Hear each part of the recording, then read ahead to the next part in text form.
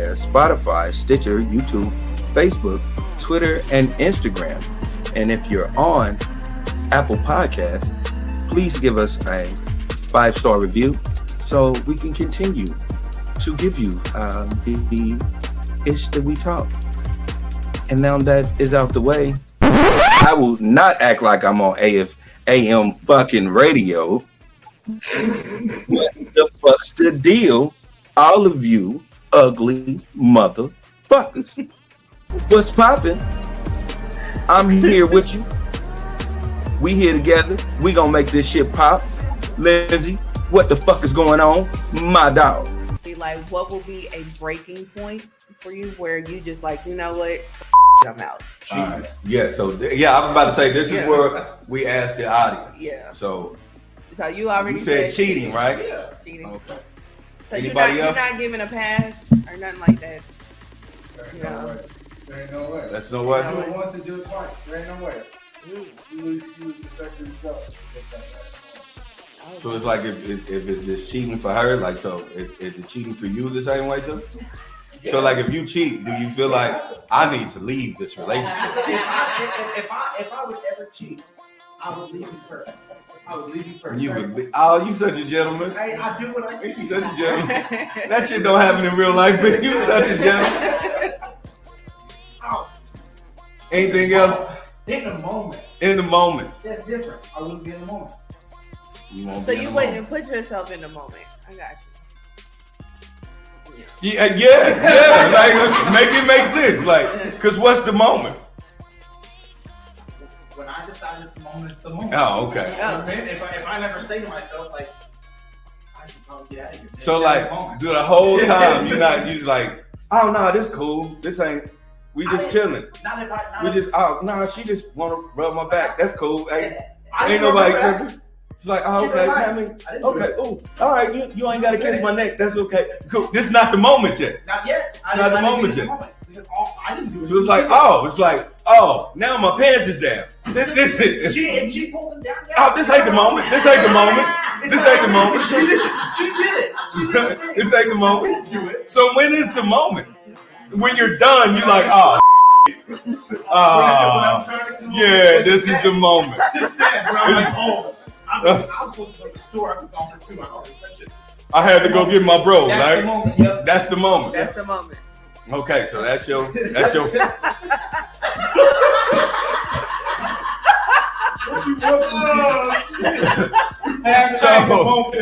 you So this is cheating for you. Like, if she cheats, oh hell no.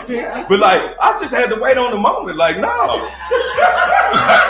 That's ain't the moment. That wasn't the moment. No, she sucked my d. I didn't ask for it. I don't say the words. It's like, no, I didn't know. You know when I feel something wrong, baby, I'm gonna just tell you the truth. When she was like, I was like, maybe it's time for me. Ain't no restaurateur gonna run up on Keith Lee. Let's just end that shit right there. Y'all talk a lot of shit, but y'all not about to run up on. Ain't nobody about to run up on him, slap no food out of his face, and tell him, bitch, what? Like, that's just not gonna happen to you in no way, shape, possible. So Saucy Santana got in on it. He pretty much was like, tag me in, and he snapped on DJ Academics and told him to pull up. He was like, go to my page. We got all kinds of bookings. We outside. Come pull up at one of the bookings, you know, and I'll beat your motherfucking ass. Saucy Santana just doesn't look like the homosexual man that you gonna hit, and he looked like that dude off of Low Down Dirty Shades. He ain't about to grab his face and be like, "Oh, Bernard, him, you slut, Bernard." He about to beat the dog shit out of you. Yeah, absolutely. Absolutely. And I'm laughing because it's gonna be so funny because you're gonna see a dude massively beating the shit out of a man with an open fist, and you gonna hear bitch. Bitch.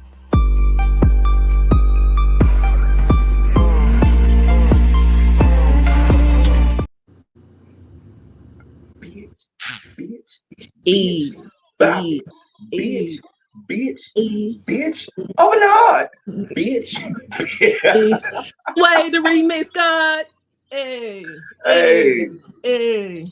I'm gonna need this man to go ahead and remix that, man. Let us go viral and you go viral too. That is going to be Right. a smash.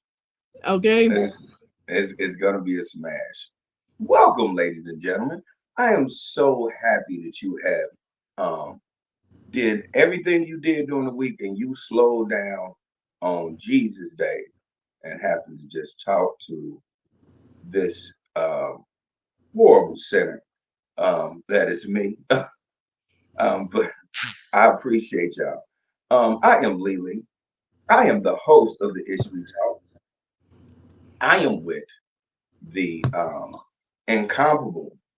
I said that again. I mean, the first time I said it, I was like, "Ooh, that's a hard ass word right there." But Yeah. yes, I am with the incomparable, talented, multifaceted, multitasking, 17 job having, non-Jamaican, light-skinned Buddha that will slap the taste out your mouth if she needs to. If your information is gang. On gang. I'm going to give a round of applause, and y'all do too, for not only my co-host, my friend, my business partner, and my fucking family. Let's give a round of applause for Lindsay. Hello everyone. How's it going? Hell yeah! And again, this is the It's We Talk. We got the pleasantries out the way, but I do want to always say, hey, well, my people on YouTube, you see that subscribe button? Hit that motherfucker, man. Subscribe to the channel so you can get updates. You can be aware of when we popping up on doing our live shows. You can catch a couple of old videos. I would always say, I don't know what episode it is, but please catch the episode where I myself am arguing on behalf of an imaginary man about Gertrude. Yeah. Some of the best. It's some of the best argumentative shit for something that ain't even real I've ever happened to be a part of. Right. Because you would have thought Gertrude put your ass through college. Man, hey man, listen, I had that lady back. Okay. Back and front.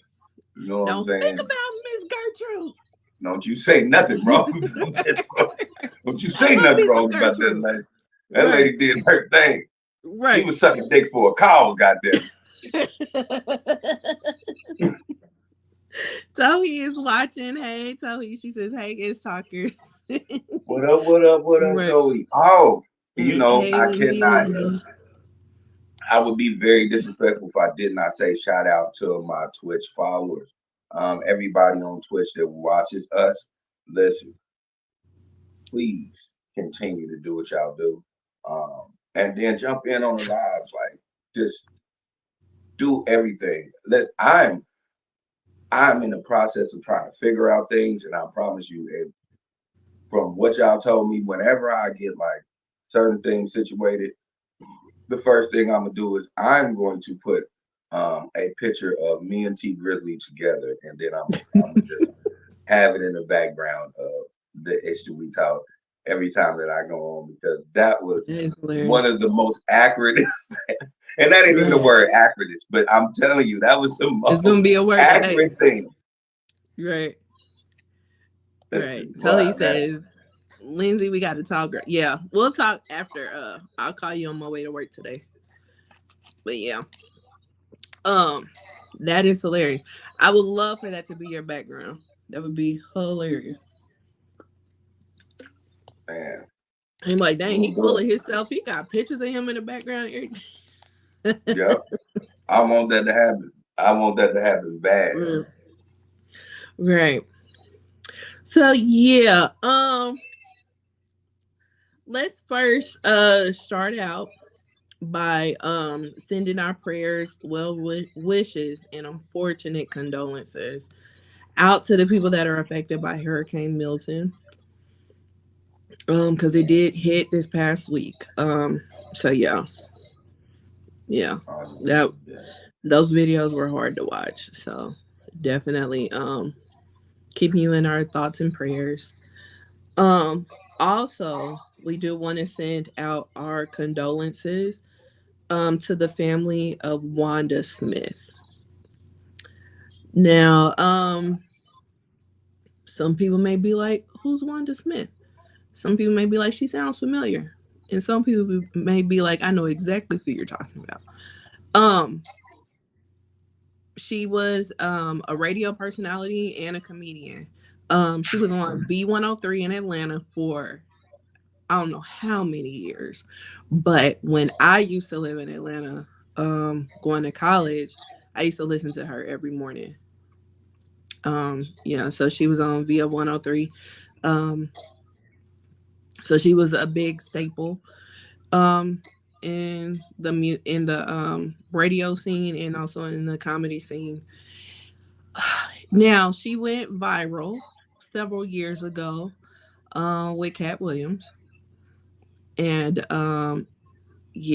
so of course a lot of people bring that up because that's what nationally that's how a lot of people know her.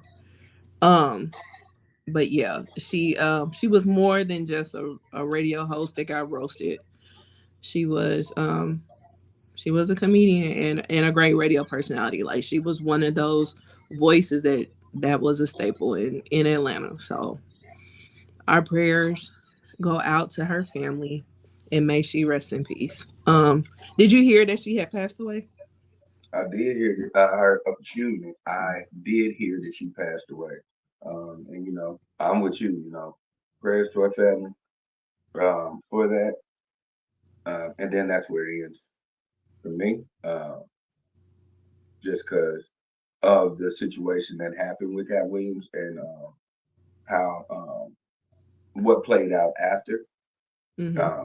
For me, she was a deplorable individual. Well, I wouldn't go as far as saying deplorable, but she did play the victim. She did. Yeah. She was, but. And she brought that on herself. Yeah.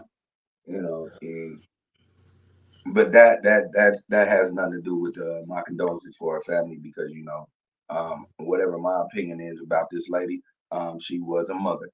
And a wife. And a wife. And she will be missed. Yeah. Yeah, 100%. So yeah, I get so tired of coming on this podcast saying my condolences, but 2024 has been really showing its tail. It really has. But you said it best. You said it best a couple of podcasts ago. People were dying that ain't never died before. Man, who you telling? It ain't gonna die again. Man, ain't gonna die again. Yep. Man. So yeah. Shout out to her and prayers to her family. So yeah, let's go ahead and get into these topics. Before we do, Tohi says, girl, it makes me fear for the next year and all those to come. Yeah, it does, because it's just like, damn, who next? It's like what's his name? Rapping Harry, or who was it Rapping Harry? The shit, I don't think it was Rapping Harry. I sure was like, who the fuck was Rapping Harry? He was on Barney. He was like, who's next?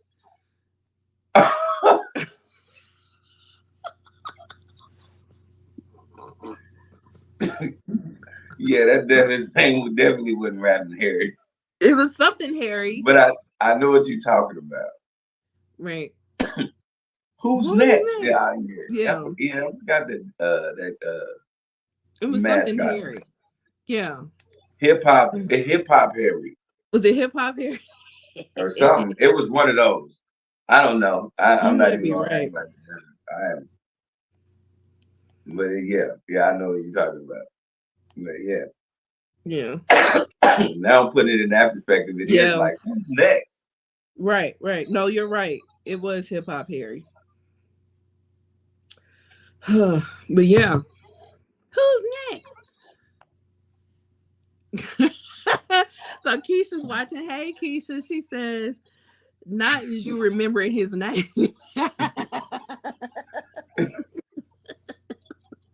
Don't you? Hey, man, don't. Yeah, I did. I sure did. Like, you better get his name right. You put some respect on his name. Put some respect on Hip Hop Harry, boy. Listen. Had them little white kids doing a jig up that bitch. Yeah. Right. Go. That one leg butterfly. Oh. Who's next? Right. It's a staple. Right. He a staple in the community, boy. Okay. Put some respect on Hip Hop Harry. My bad. Right. So let's go ahead and get into our Diddy updates. So Diddy updates. Right, we're gonna need that sound bite. Diddy updates. Did he do it? Diddy do it. Shout out to 50 for that. That's a good one, right? So yeah. 50 a fucking bully. That nigga's a bully. Big time. Ooh, but we love it. He's the bully we love. Right. He's definitely the bully we love. As long as it ain't directed towards us, we're good. But so this week in Diddy updates, his mom came out and made a post. And she did what was expected. She took up for her son. She believes he's innocent. You know, outside of the video that we already saw, which she completely does not agree with. That's expected as well. But she didn't say nothing that I was surprised about, because she's, at the end of the day, that's his mama. Like, his mama, if don't nobody have his back, his mama gonna have his back. So I would be shocked if she said anything else. So the way that people are acting because she came out, I'm shocked, because I'm like, that's his mama. You know what I'm saying? So she did like this real long post. I'm not gonna read it, but I mean, that's pretty much the gist of it. What were your thoughts when you saw the post? I mean, I feel like you. It's like, you know, that's his mom. His mom's gonna have his back. And it's because they never had a bad relationship, you know. You know, for all of the bad that we're hearing about Puff, one of the greatest things he did was make sure that his mama was always good. And so that's what she's riding off of. She's not riding off of the things that we know about that are hideous and just monstrous behavior. No, she's just really riding off of, my son took me out of a situation and put me in a situation that I would have never ever dreamed of. And so I 100% do understand where she's coming from. Now, at the same time I say that, I will say this. I know you love your son. I know you're going to ride with your son. But sometimes, and this is one of those sometimes, you don't need to make any statements at all. Right. You just need to just be there for him for moral support. And, you know, you need to get that type of information or whatever's coming out. You need to get that information so you can just know what type of boy that you raised. Just because he was great to you doesn't mean he was great to everybody else. So you can have your opinion, but your opinion strictly needs to be your opinion and stay your opinion. I would never disrespect you at all because not only are you an elder, you are someone who guided this man into the pathway that he went through. So I won't disrespect you on that level, but what I will say is sometimes you probably just need to keep your mouth shut. Another thing that you need to do is your son is damn near worth $1 billion. I'm gonna need you to make sure that your wig game is way better than what it's been, because you can't be defending a man that's halfway worth $1 billion with a mid-K wig on. That is depressing for me as an individual. I'm just like, as much as I done seen you on yachts and all these things, I'm gonna need you to do better. If you knew better, you would do better. And I'm gonna need you to do better, lady. Her wig is so disrespectful. It's been that way since we've known of her existence. And that's it's like crazy. It's insane. It's insane how disrespectful her wig is. I know that hurts him to his soul. Right, because I'm like, Mom, I would be like, damn, Mama, can I get you in with Kim Kimball or Elgin Charles, somebody, Tokyo Styles, somebody? This man has put better wigs. He has put better wigs on males that he filmed.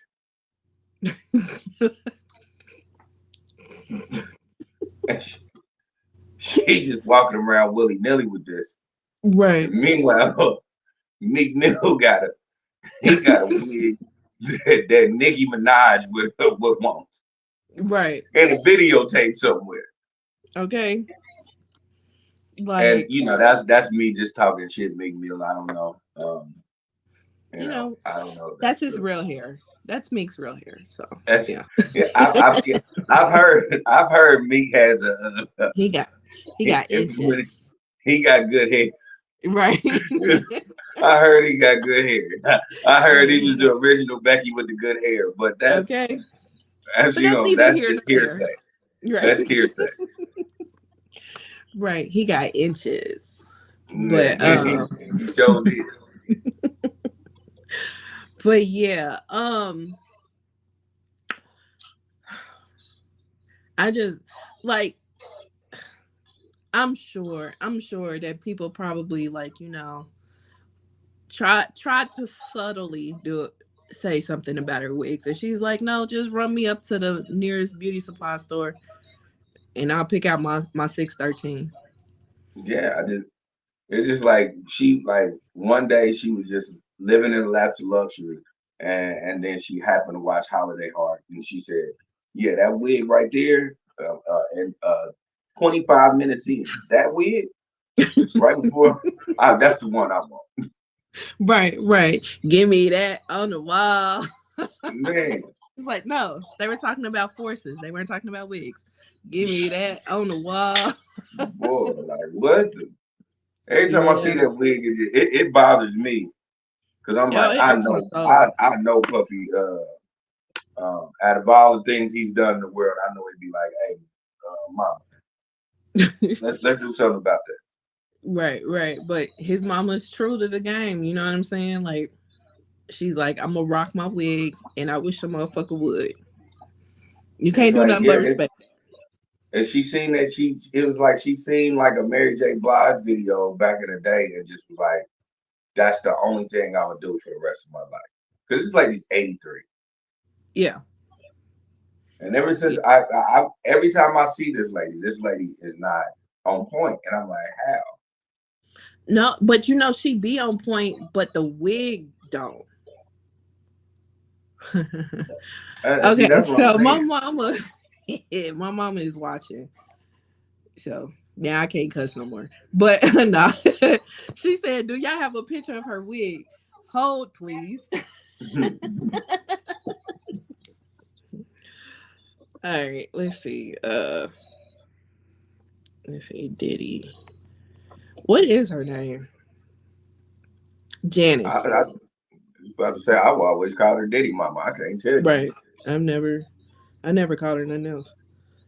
Her name is Janice Combs. So Janice Combs. let me cue this up. Oh God. This damn wig. This wig breaks my soul every time.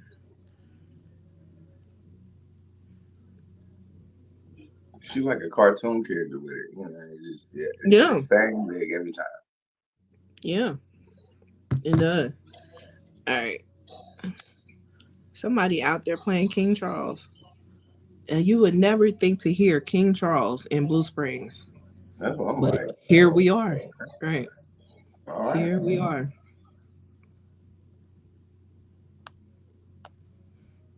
All right. Are you ready? Ew.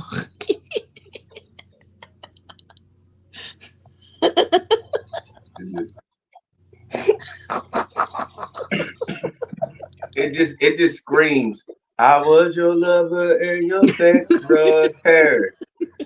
It screams that. Right, with the contacts and bless her heart. Like, right. It's like she really wanted to be Lil' Kim, but she realized that like Puffy was her her son, and she wasn't gonna do what LeBron James' mama did and start fucking teammates. Like, it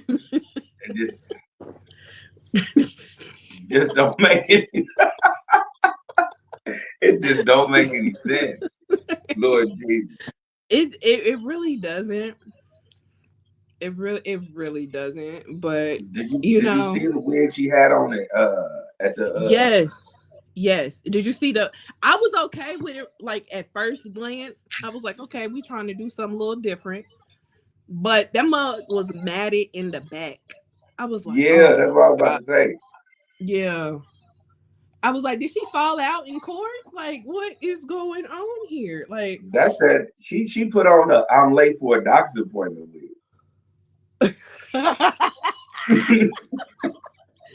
on, I found the worst one. Hold on. This whole child. Hold on. This one is worse. But Diddy's like, I'm gonna stick beside her. Oh God. Why are we talking about this man mama like this? Oh Lord. Mm-hmm. One mama said she looks like she thinks she looks good. And she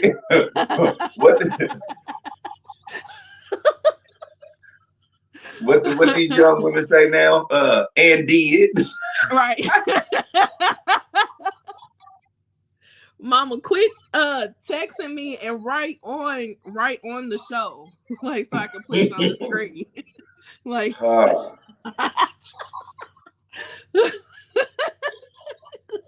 see now look at the look on Puffy's face. It'll tell you that he's disappointed in his mother's actions right now.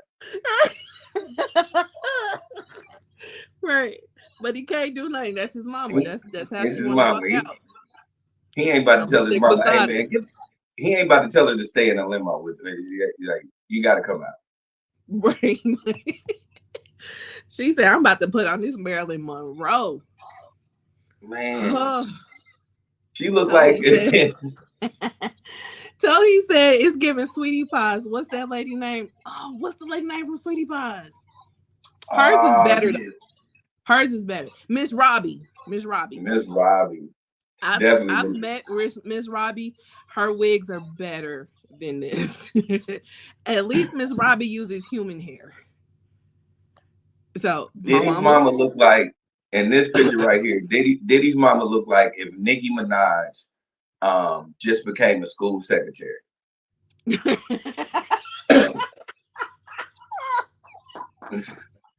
And you're like, you coming to pick up who? Right. Can I get in the thank? Can I get Nathaniel Johnson down to the homeroom, please? He's going home for the day. Right.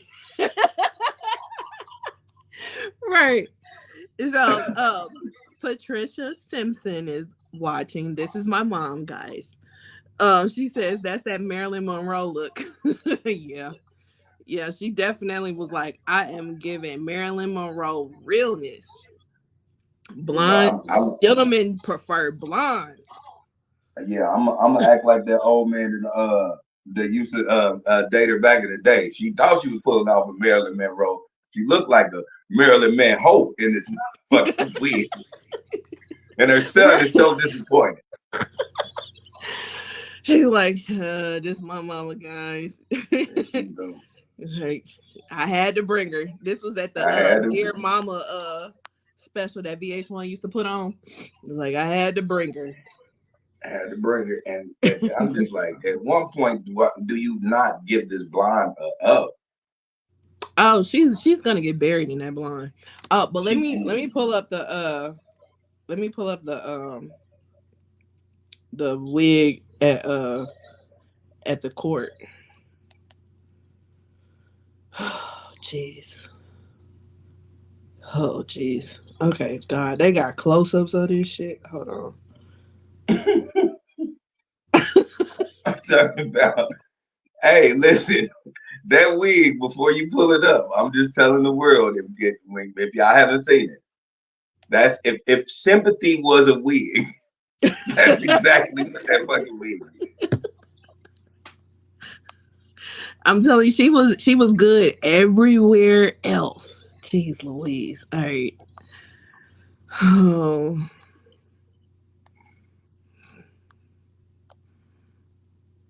She was good everywhere else. Jesus.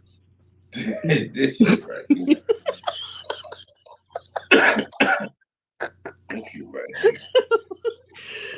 Oh, Jesus, Father and Joseph. That's what I'm saying. Like, at first glance, it was cool, but I saw that back. I said, "Oh man." That's why I'm like, you got to show the back, because the back is the one that is what got me. I'm like, oh. Let me see. I might not have a photo of the back. Okay, because the back is what I said. Man. Yeah. Oh shit. Hold on. I may have a photo of the back. Hold on. Oh, I have to blow this up.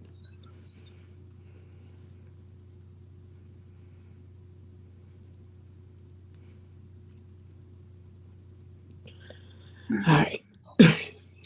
Just to be fair, and I don't know this lady, so it's just me and my opinions, but her wig choices let me know that she knew exactly what the fuck her son. My mama said Annie.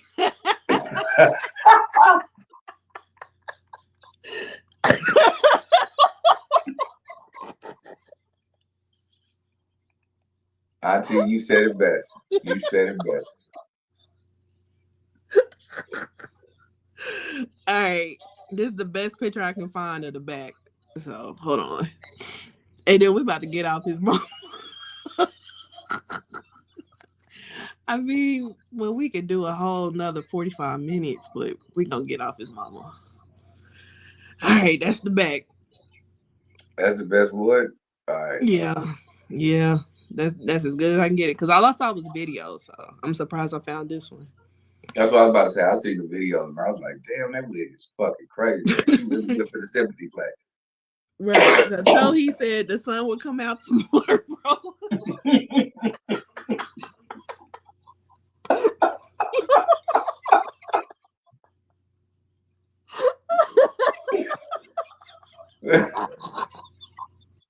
Boy, she tried to get that nigga a bond so bad.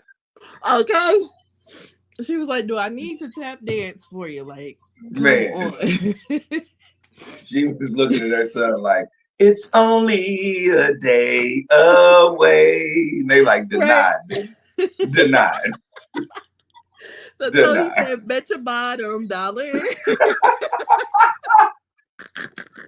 And my mama said, tomorrow. Yeah. You guys are beautiful for that.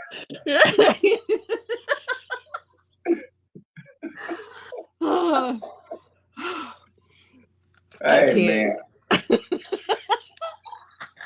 I just wish the wigs were enough. You don't even have to talk. We know you got your sons back. We know. We know. Right. So he says, "I love you tomorrow."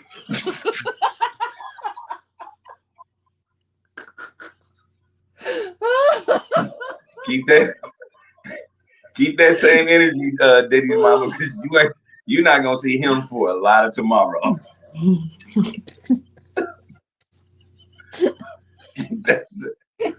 Keep that same energy. Man, it's a whole lot of tomorrows. Whole lot of tomorrows. You ain't gonna see that boy. Boy. But then we're gonna get off his mouth. Oh jeez. All right. So yeah. The same court hearing that they showed up at, all his kids showed up except for the baby and his mama. That was because they got a new judge. And everybody thought that it was supposed to be for a new bail hearing, but the judge said that he didn't have that paperwork in front of him to talk about a new hearing. But we feel like it's coming because they got a new judge, so they're gonna try to do it eventually. But what they talked about was setting a court date. So in America you have the right to a speedy trial. So they're asking for basically a speedy trial. And I believe they set it for May of 2025, if I'm not mistaken, either April or May. But the prosecution is just like, they are expected to have like 2 or 3 weeks worth to present their side. And the defense is saying that they only need a week. But they haven't even got everything that the prosecution has. And the prosecution is still trying to get more things. So we shall see how long it actually does take. But that's what they're anticipating right now. So a lot of legalese people are saying that that's crazy, that trial of this magnitude that they're asking for it to be this early, because you really need to like prepare yourself, especially with who you're going up against. But we shall see what happens. I will honestly say this, and I would never tell anybody this in life, because I always say make these people do their job when they put you in the court system. But from the evidence that they got, and your bond being revoked, just me. I'm not no lawyer, like I said last week. I don't work with lawyers. I'm not on anything. Only thing I know is just from my experience of dealing with people going through the system. They have enough on you. You need to be seeing what those pleas are. When you take it to trial, they're going to try to give you the most. So I would say take a plea, unless you can find it where you can take it to trial. You're going to be guilty, but they're only going to give you this amount. And that will take time. That's going to take way more time than what everybody is talking about. Yeah, I agree. It's a lot. Like, all you need to do is just cause doubt. You need to cause reasonable doubt. If they are that good that they can cause reasonable doubt for all these charges, then take it to trial. But if the evidence is so packed up against him, then take that plea. That'd probably be your best bet. But They haven't picked a jury yet. It's going to be extremely hard to get a jury that doesn't know about this case. It's going to, like that's going to be the biggest thing. And the court of public opinion already has tried and convicted him. You know what I'm saying? Another thing that they brought up, that the defense brought up, excuse me, is they believe that the video of Diddy beating up Cassie was leaked by the prosecution. And the prosecution is saying we didn't know nothing about the video until everybody else knew about the video. So it couldn't have been leaked by us. And the prosecution is upset because they feel like that the defense is trying to use the race card. So it's a lot. It's a lot going on with this case already. We haven't even had preliminary. Like I said, the jury ain't even been selected. So they still trying to get him bail. Right. So yeah. That's that. And then, like I said, all the kids was there. They walked out holding hands, singing "We Shall Overcome." No, I'm just playing about that part, but Yeah. they might as well. Shit, that's what it looked like. But yeah.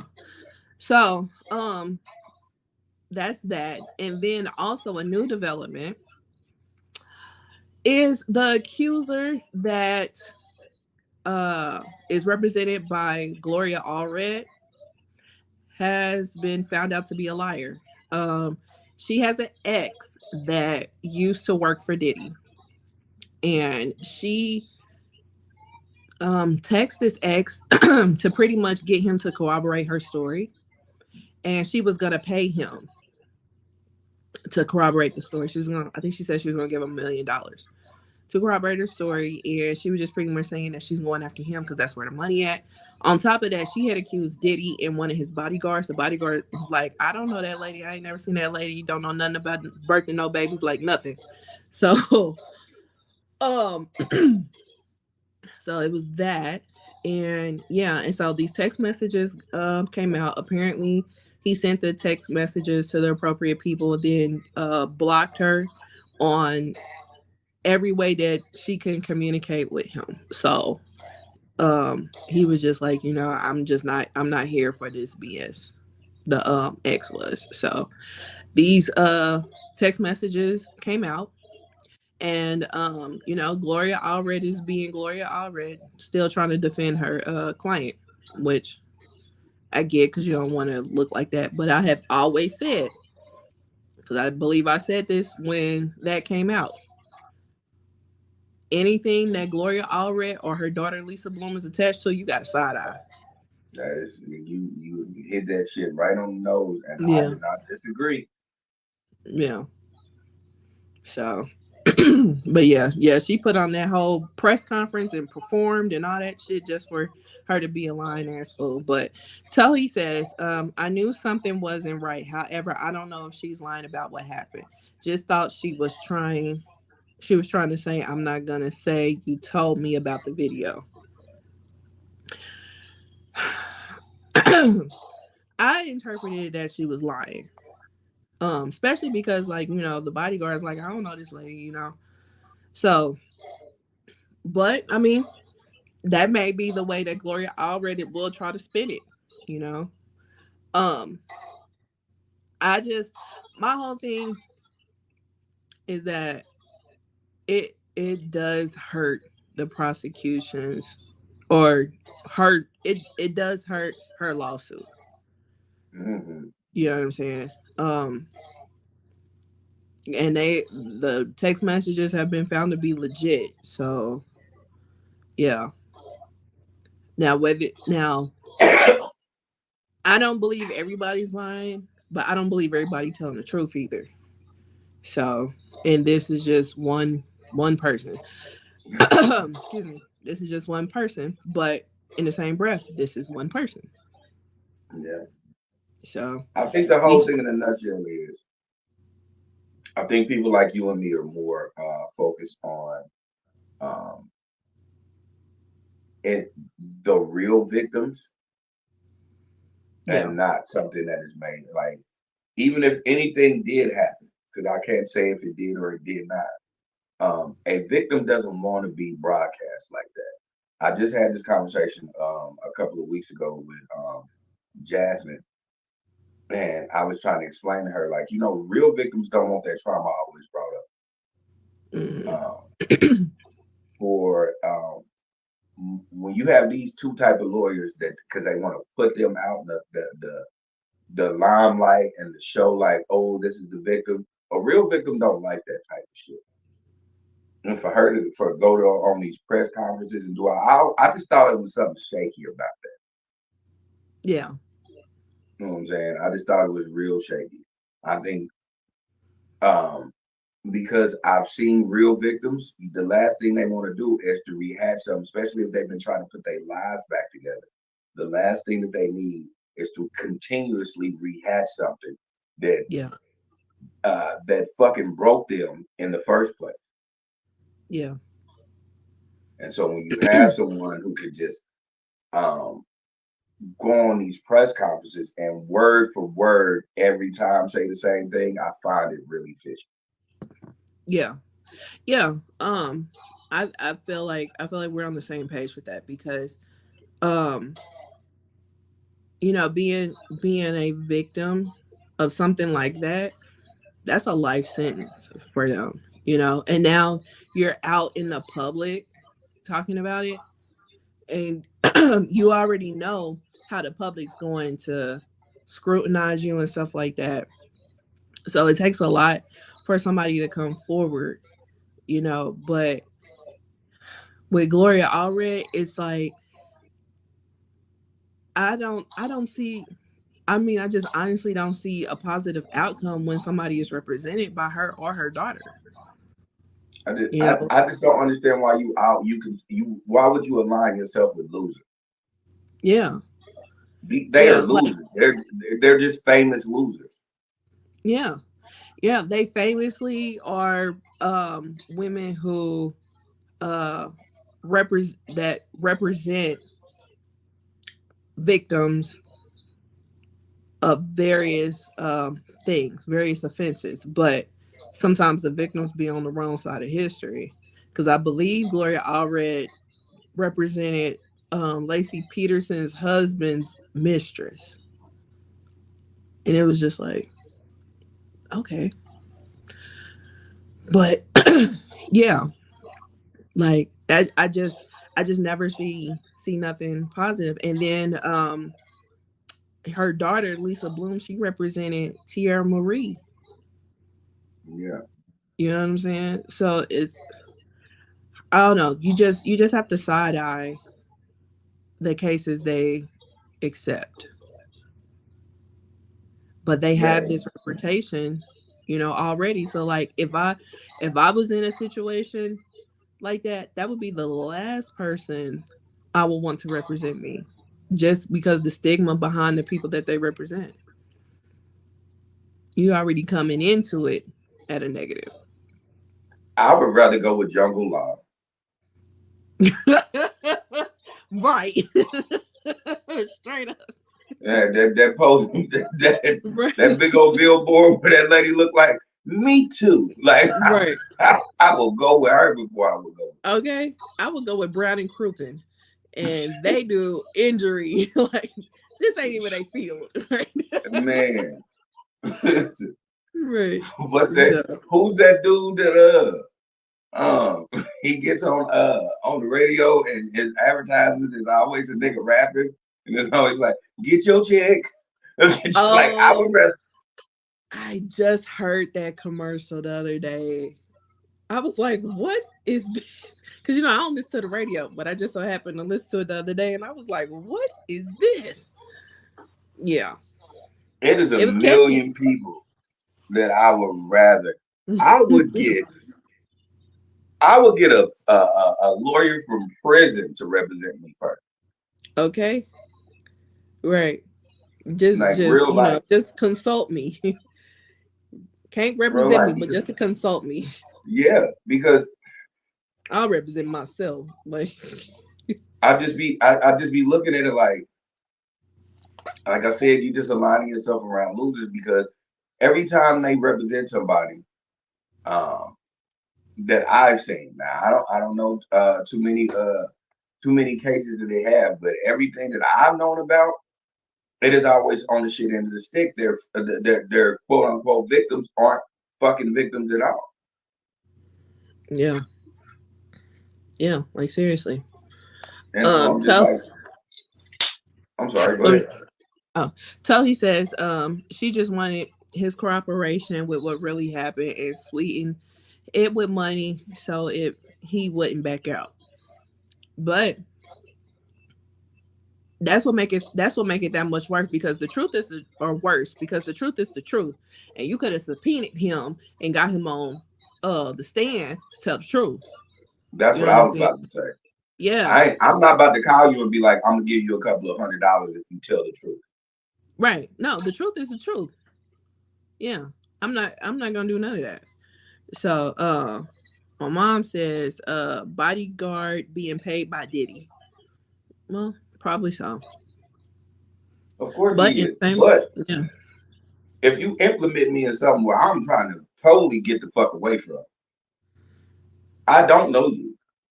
Yeah. And I'm gonna be honest about doing because if I do know you, and I say I don't, and records prove that I do, I'm gonna be right in the seat with this nigga. So I'm not about to do that. Yeah. Right. You know, so if I don't know you, I don't know you. You can't be on that shit with me. I've been in a similar situation when it came to things where this was I want to say about 13 years ago. I got implemented in something where a woman said, "Yeah, I seen him do bop, bop, bop, bop, bop." And I'm like, I ain't never seen that lady before. That lady don't ask that lady what my real name is. Mm-hmm. Like, she could have heard somebody say, you know, whatever they call me over here, but what is my real name? Right. And I really stuck to that. Like I paid lawyers and did all that, and it pulled up where we have never been aligned with anything. Not only have we never been aligned with it, what she was saying, she wasn't even there that day. She just heard my name and was like, "Yeah, he was there too." No, I wasn't. Not only was I not there, bitch, you wasn't there. Right. So how are you a witness to anything? Why are you here? Exactly. Why are we here? Yeah. Yeah. But you know, these detectives be so overzealous, they just run with it and ruin somebody's life. All behind a lie. It was the craziest thing because they were bringing up some shit 13 years ago. They was bringing up some shit that happened years prior to that. And my alibi was I was literally on Fed property at the time that the thing happened. So I was legit on Fed property. I was going to Job Corps at the time. Yeah. Yeah. So pull my record. Yeah, pull up my record, bitch. Not only do I not know you, bitch, I wasn't nowhere around. Right. So here you go. Yeah. Can I go home? I'm just paying shit for nothing. Right. So yeah, can I come? Can we dismiss this? Can I go home now? Because y'all wasting my time at this point. Yeah, can I get the fuck out of here? Like real shit. Can I get the fuck out of here? Right. It's crazy. That's crazy. But yeah. But she lied in my Funk Master Flex voice. She lied. Man, flat out. I think that's one of the things. That's why I really be iffy on certain things when it comes to certain, because I know motherfuckers would just do that shit just because they want to save their own ass. So they'll be like, "Yeah, you know, I know he's affiliated with such and such and such and such," and they'll just say, "Yeah." Mm-hmm. And if you ain't got your shit together, you screwed. Mm-hmm. Yeah. That's the part that sucks. That's the part that really sucks. But yeah, so that is our weekly Diddy update. Boom, boom, boom, boom, boom, boom. Right. So we have another update as well. Nelly. So a couple episodes ago, we talked about the St. Lunatics suing Nelly over Country Grammar. It was over 8 songs that were on Country Grammar. That they said that they helped write and what have you. And one of the things that we brought up was just like, dang, they was just together a few months ago. They was on stage and blah, blah, blah, blah. Well, the plot thickens. So it wasn't the Saint Lunatics that are trying to sue Nelly over Country Grammar, the album, not the song, but the album. It is Ali that's suing Nelly over the album Country Grammar. And he added the other members of the Saint Lunatics to the lawsuit. And the lawsuit is for $50 million. The rest of the Lunatics was like, I don't want no parts. Leave me out of it. Take my name off of the lawsuit. So yeah. And I don't know if everybody knew, but I knew it was pretty known that Ali and Nelly fell out a few years ago. Now, I didn't know until recently what they fell out about, but they actually fell out over who created the Saint Lunatics. Mm-hmm. So, yeah. So Ali is pursuing the lawsuit, but the rest of them are not. Do you have any thoughts about that? I do. I have a lot of them, and I would just break it down like this. When we talked about this, like I said, I didn't understand it because it already has been discussed a million times about how they, and on record, they have said that, like, hey, we collectively wrote Country Grammar, and Nelly was literally giving us all the bags. Like every event he was throwing to us because he knew that they wasn't paying us for it, and he made sure that if Country Grammar did good, then the Lunatics get an album. Mm-hmm. So that has already been there.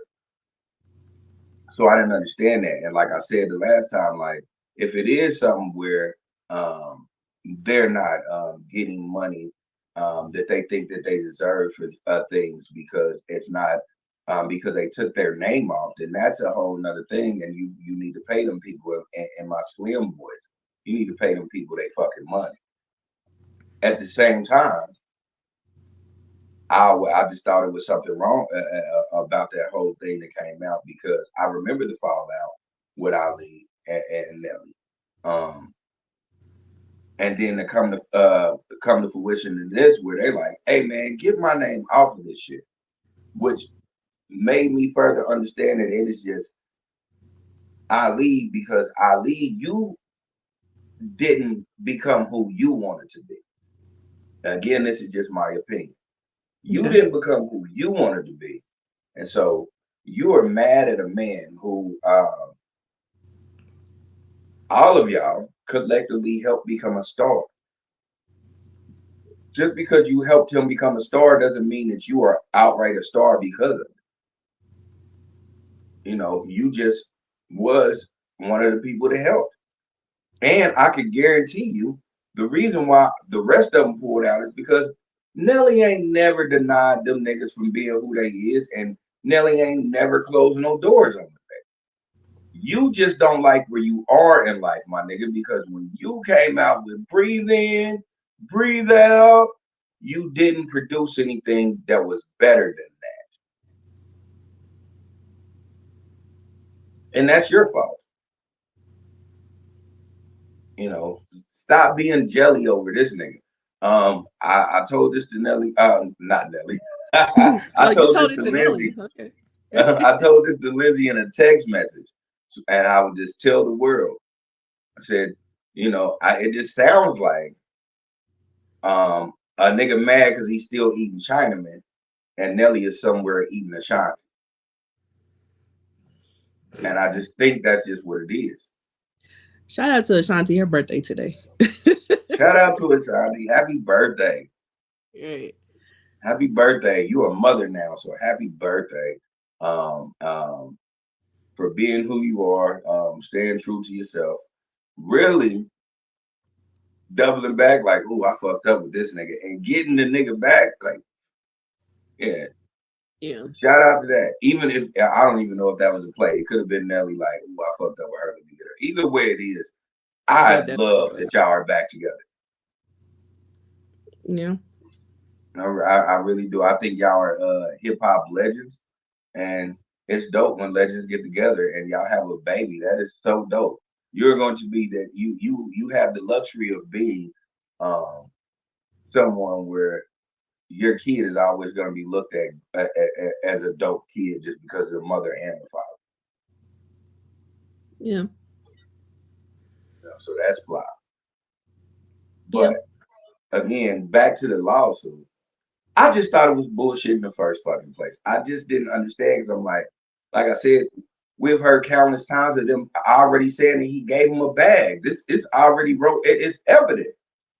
Well, I went back and forth about if I thought it was bullshit or not. Like when I first heard it, I thought it was bullshit. Then when I talked to my source, I was like, okay, I see their side.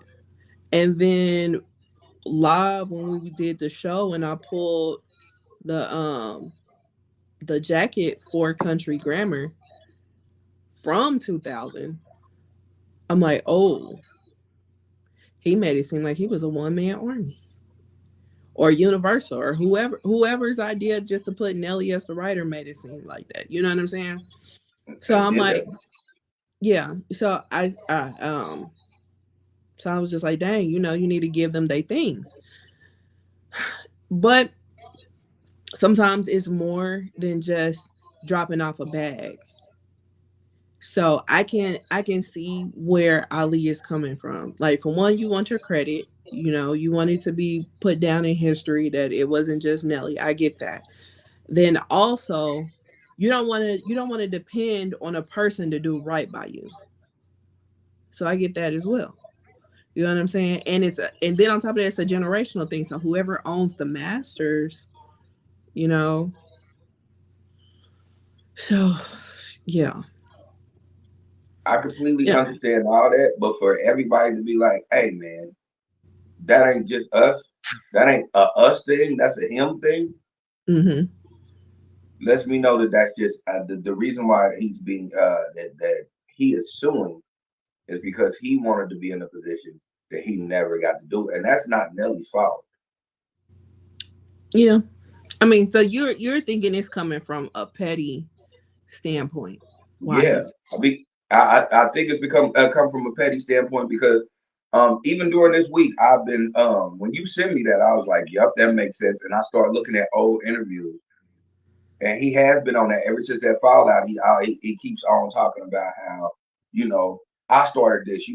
I was I went here. I went to college.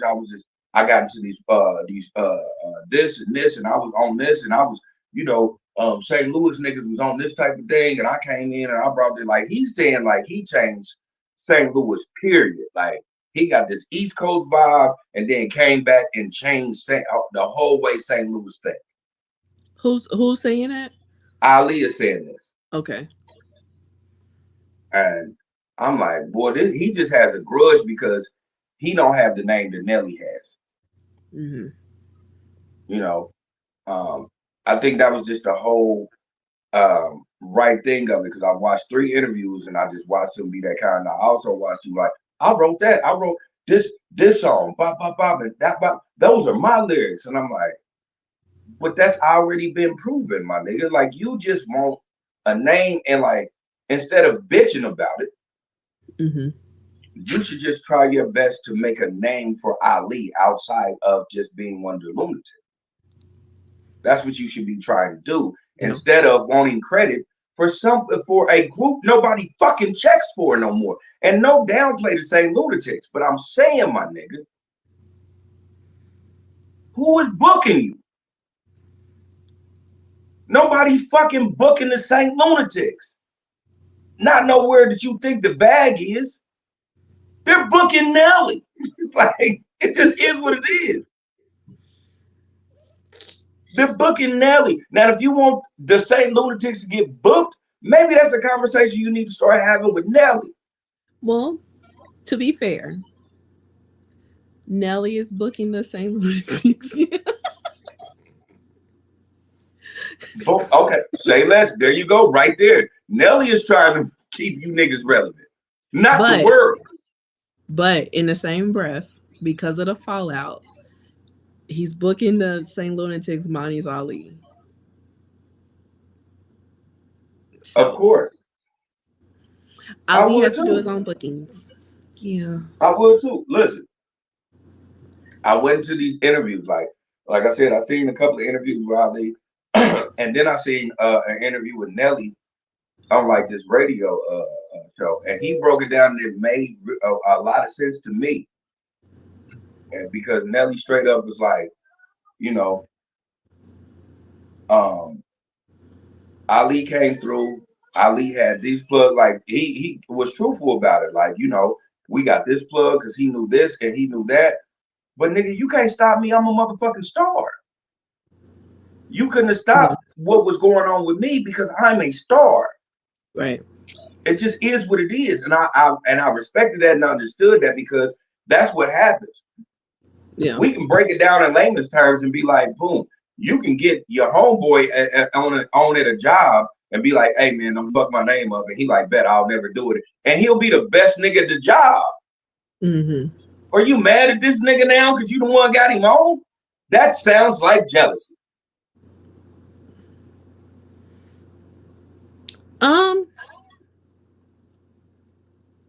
I mean, yeah, I feel like yeah, part of that is true, but in the same breath, it's like it's the whole way that jacket was written with the credits, like that.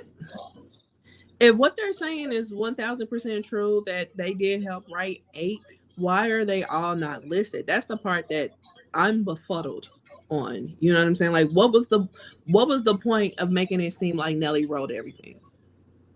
And again, you need to take them books back and start talking to Universal. Yeah. So my mom says, why did it take 2 decades? So it took 2 decades because somebody else in 2020 sued them over similar things. So that's what made them look back at it and was like, hey, we didn't get credit either. But again, the jacket from 2000 we read on this podcast a couple of weeks ago when we talked about it the first time, that jacket makes it seem like Nelly wrote everything by himself. So I'm confused on that part. Why did it take that long for and somebody else to bring it up for you to look at it and be like, hey, why didn't you see that back when Country Grammar came out and be like, hey? You know what I'm saying? That's the part that I'm confused about. Like, why didn't y'all say something back when the album came out? Because if I'm a part of an album and the album comes out and I pull the jacket to see the credits, I'm literally reading everything down to the thank yous, down to the last word on the thank yous, because I'm a part of it. You know what I'm saying? So I would have been like, excuse me, why is my name not here outside of you thanking me? What are you thanking me for? Like, you know what I'm saying? Like, that's the part that I'm confused about. Like, now, why did it take somebody else? Yeah. Like I told you, that I agree with. If it is a discrepancy with that, I'll have a problem with that. Then that's when we pull the books back and we start going at Universal. And not only do we do that, because Nelly is still my friend. I'm not suing him. I want you to be a part of this with me. If you're not, then that's cool. I'm not even gonna put you a part of it because I know you as an artist was just being an artist. Yeah. We need to figure out what was going on that level. Right. That's not happening with Ali. Ali is mad because Nelly is here and Ali is here. And I will recite a Nelly a bar. That nigga Ali is mad because I am number one. No matter if you don't like it, I'll tell you sit down and write it. That nigga never wrote it. He didn't write that song, huh? Exactly. That nigga never wrote it. So yeah, I mean, it's still like even reading it, and even listening to my source, it still that it still doesn't 100% make sense to me, because I feel like once Country Grammar came out, I would have been raising my hand, being like, "Hey, what's the deal?"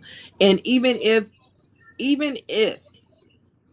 I came out to Nelly and been like, "Hey, what's the issue? Why is this saying just you wrote it when this was a collective effort?"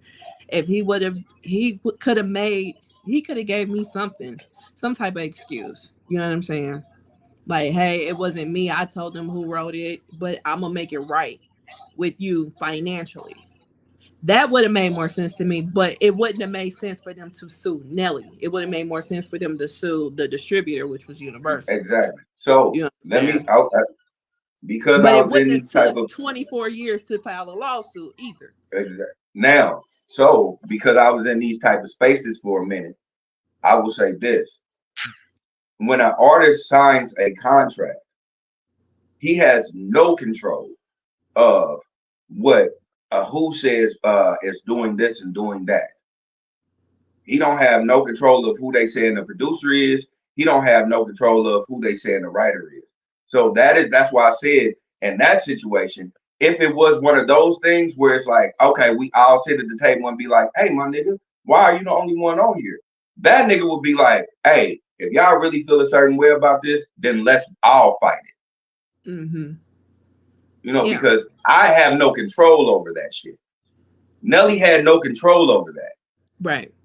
That's what Universal wanted to do. Right. The best he could have done was probably renegotiate his contract. When it came up for the renegotiations, to be like, "Hey, I'm gonna need y'all to make Country Grammar right." You know what I'm saying? Like, that's the best he could have done. And so the whole thing in a nutshell, with all of the interviews and the documentaries that I've seen about the St. Lunatics, because for y'all who are just 24, so y'all have no idea what it was, because y'all was just being a twinkle in your daddy's eye, or probably 1 or 2 years old. I will say this, because I was there, not there with them, but I rode that St. Louis movement, because that's Missouri. And I told y'all before, I would not have any Missouri slander on this show. Listen, the whole thing for them was to, in order for them to have an album to come out, Country Grammar had to do numbers. Yeah, it had to go gold. So none of them was concerned about who had writing credits, because none of them even understood that shit. They just knew that Country Grammar had to be big in order for a St. Lunatics album to come out. And that's what they all collectively figured out. That's why none of them, except Ali, is trying to even fight about, because all of them made the assumption of, boom, this does what it does, and then boom, we do what we do on the St. Lunatics album. And I will just credit Murphy Lee, because I watched it, and he said one thing that he said that I do respect. He was like, it was times where we sitting there, I don't know what to do. I'm trying to figure it out. And every time that shit went, another platinum. Nelly came and brought us bags. Like real, like, I ain't buying cars. I ain't doing this Puff Daddy shit, like buying cars or that Suge Knight shit. Like, I'll buy you a house, make you feel good. This nigga was whatever. Every time it went a certain platinum, like one time platinum, I'm giving you a bag. I already gave y'all the advance money. Then now they become platinum, so I'm giving you money. It come 2 times platinum, I'm giving you money. 3 times platinum, I'm giving you a bag. Nelly was taking care of them niggas on that. Now, again, like you said, nobody wants that. Nobody wants to rely on a nigga. But they didn't even know they were relying on him back then. Right. They just literally was like, "Oh shit, this every time this shit go another platinum, we getting a bag for it." Yeah. He's splitting that shit down the middle. He's splitting that shit down the middle to the point where he tried to get a house built, and he had to stop getting the house built because he's making sure these niggas good. Yeah. This ain't Nelly. Y'all don't have the Lunatics don't have a problem with Nelly. Ali has a problem because Ali wants to be bigger than what Ali is. Yeah. That ain't got nothing to do with Nelly. That's your ego, my nigga. I need you to sit down, look yourself in the face, and say you are beyond the lunatic. Because that's what's gonna make you sleep better at night, my nigga. Yeah. Yeah. Yeah. Yeah. It's just sad and unfortunate to see, you know, because this is all playing out in front of the world, you know. And it hits a little different because they from Missouri. But Man. yeah. I hate it so much. I promise you, I just went through a situation where I had a nigga getting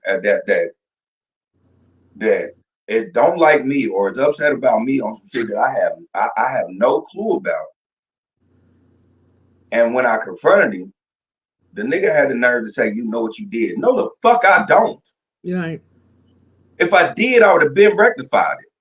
Right. You run around here putting salt on my name, my nigga. What did I do to you? Because I don't recall doing anything to you. Right. And if I did something to a nigga that you know, then tell me that. Because if I did it, I did it and I stand on it. But that wasn't you, nigga. Right. So don't put no salt on my motherfucking name. This is the same, works, right? Yeah, this is the same thing in concept. You not mad at Nelly. You mad that Universal played y'all. And you mad that you didn't get the accolades that Nelly got. That ain't Nelly's fault. Yeah. That ain't Nelly motherfucking fault, man. Yeah. Yeah. Nelly was. Yeah. So I remember before y'all fell out. The wrong person. Exactly. The wrong person. Before y'all fell out, and wasn't nobody even checking for the same lunatics or anything. I remember Nelly broadcasting you and trying to boost you out as a personal trainer. Yeah, because they went in on the gym, didn't they? Yeah. Nelly ain't never tried to fuck you, nigga. You just want to be where Nelly is. That's the thing that's my pet peeve out of this week of me looking through this. I'm like, ooh, see, and this is why you can't keep so many niggas in your circle, because it's always gonna be that nigga that's looking at you and want to be you. Yeah. Like you doing all this extra shit because you want to be me. Because you probably picked the wrong circle to be around. Your circle probably tell you, they probably get mad at you and say some shit like, you don't do what Nelly do though. You ain't fucking the bitches Nelly fucking. And you getting the problem with that. Still, that ain't Nelly. Yeah, that ain't Nelly. That's you. Stop hanging around with them fuck niggas that got the nigga that literally made you a millionaire. Legitly made you a millionaire. You got a problem with him, and now you want more money. You want money that Nelly ain't even got. $50 million. The fuck you going? Even if you gonna take $50 million from this nigga, if this nigga got a baby, what the fuck are you doing? That is jelly 101. Hey, and the immortal words of shit. What's my nigga name? I forgot. My nigga from Superbad. No, he wasn't in Superbad. James Franco. This nigga said these motherfuckers peanut butter and jealous. You know what I'm saying? This nigga is peanut butter and jealous. He said that in that one movie that they was trying to ban. Yeah. Yeah. These motherfuckers is peanut butter and jealous, man. Yeah. Yeah. So of course we're definitely gonna be keeping our good eye on this situation, but yeah, you felt that in your spirit. I did, man. Cause I don't like I told you, I just went through some shit like that, and it ain't even got nothing to do with getting sued or nothing. But I just know what it is for a nigga just don't like you because he ain't you. Yeah. Fuck out of here, nigga. Yeah. Yeah. And it's just unfortunate to see the demise, you know. But all we can do is just watch. Hopefully they'll get it together. But it's all a bit confusing to me because, like I said before when we talked about it, he wouldn't have made it to Sweatsuit. Like there's no way you would have made it to Sweatsuit without me saying something about the way that country grammar credits are written. Exactly. Even if it wasn't his fault. Like somebody would have heard my voice. Like, you know, I would have let you live on Nellyville, but Sweatsuit, no. But that's the Nelly update. So, another update. This is a lot of updates. So, your favorite person, Miss Jaguar Wright. So we know that she went on Piers Morgan, which we talked about or whatever, and we talked about it very briefly because we more talked about her being on Star's show. But yeah, so she said a whole lot of damning things about the Carters on Piers Morgan. And so let me check one second. You continue. Okay. So yeah, so with her saying those damning things, yeah, which she's been saying. However, Piers Morgan is a big platform. It's a big name, a big platform, and she said those things on his show. And Piers Morgan got a letter from the Carters' attorney, and they pretty much demanded an apology, and for that to be removed. My mom says, what did she say? She pretty much was saying that Jay-Z is next in line for the whole takedown, like similar to what Diddy is going through, and that Beyonce and Jay-Z are nasty people that do nasty things. So she was supposed to be on there to talk about Diddy, but it veered off into talking about the Carters. And so yeah, so the Carters' lawyer sent a demand letter, and Piers Morgan complied. He went back on his show and he gave an apology. He talked about how they don't like to censor people because the show is called Uncensored. However, she did go a bit too far, and they weren't there to defend themselves. So going forward, they will take down that part of the interview, and I apologize. Is basically what he said in his response to that letter. And then the Carters' lawyer did an interview with TMZ in regards to that, because they initially thought it was a cease and desist that was sent to Piers, and he said it was not a cease and desist, it was a demand letter. So yeah, so Piers complied. A lot of people have theories about why he complied, but nonetheless he did comply. He complied because he is actually a journalist, and yeah, he's an actual journalist. He wants to continue to be a journalist, and he don't want to go through no fucking bullshit about what somebody said. Right. And he has a lot of people to answer to, because his show is not just a YouTube show. He is his show is like half owned by Rupert Murdoch, and you know Rupert Murdoch is a giant. That's the man that owns Fox News. So yeah, and they said that his contract is up for negotiation soon. So he definitely wanted to be in a position where he can continue his show. My mom says, so she has been saying these things. So what are they doing about her? Funny you ask that, because a lot of people ask that question.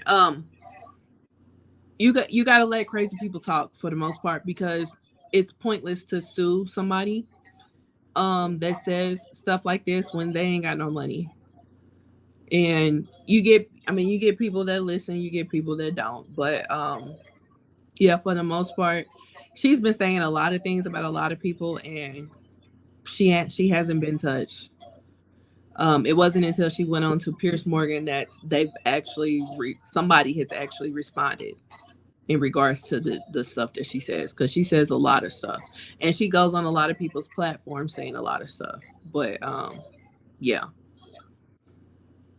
Because a lot of Now, people did question that. My theory with that, Auntie, is this. As much as Jaguar talk stuff, and I will never, let me put the disclaimer on.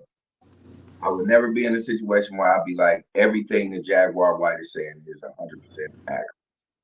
I can't say that. Just because, one, I don't know the situation. Two, a lot of these things are just like extraordinary. Yeah, that's the word I'm going to use, extraordinary. But I will also say this. When someone comes out with these type of accusations and something happens to them, as far as them getting sued or anything anything other than that, where they have to be put silent, it just puts the fuel to fire to actually have people start looking at you. And so I think the Carters is just like, I'm not gonna be a part of it. I'm not gonna even go at her, because if I go at her and I get her shut down or I get her to not say nothing, then all of a sudden most people that are listening to her is just gonna turn around and be like, oh, well, maybe she is right. And then you're gonna get motherfuckers to start prying into them. And that's the last thing that they need. Yeah. And that's another thing, because like when you sue somebody and you do take it to trial, that's gonna open you up. And because you got to debunk what they're saying, especially when you're suing somebody for defamation. So that's going to open you up. And a lot of people say that that's the reason why they haven't came for her. Like, that's one of the reasons why they haven't came for her. Yeah, because you got to do it. Because not saying that they are the people that Jaguar Wright is saying, but we've been knowing for years, whenever Jay-Z and Beyonce do anything, niggas got to put their phones up to sign NDAs. Mm-hmm. Like, that's just what it is. And so once you start suing an individual and trying to silence them NDAs don't matter no more. They gonna try to figure. They gonna start prying. Yeah. And our justice system, as much as I don't fuck with Vlad, he was 100% right with saying that our justice system is reactionary. They only start paying attention when people start speaking out about certain things.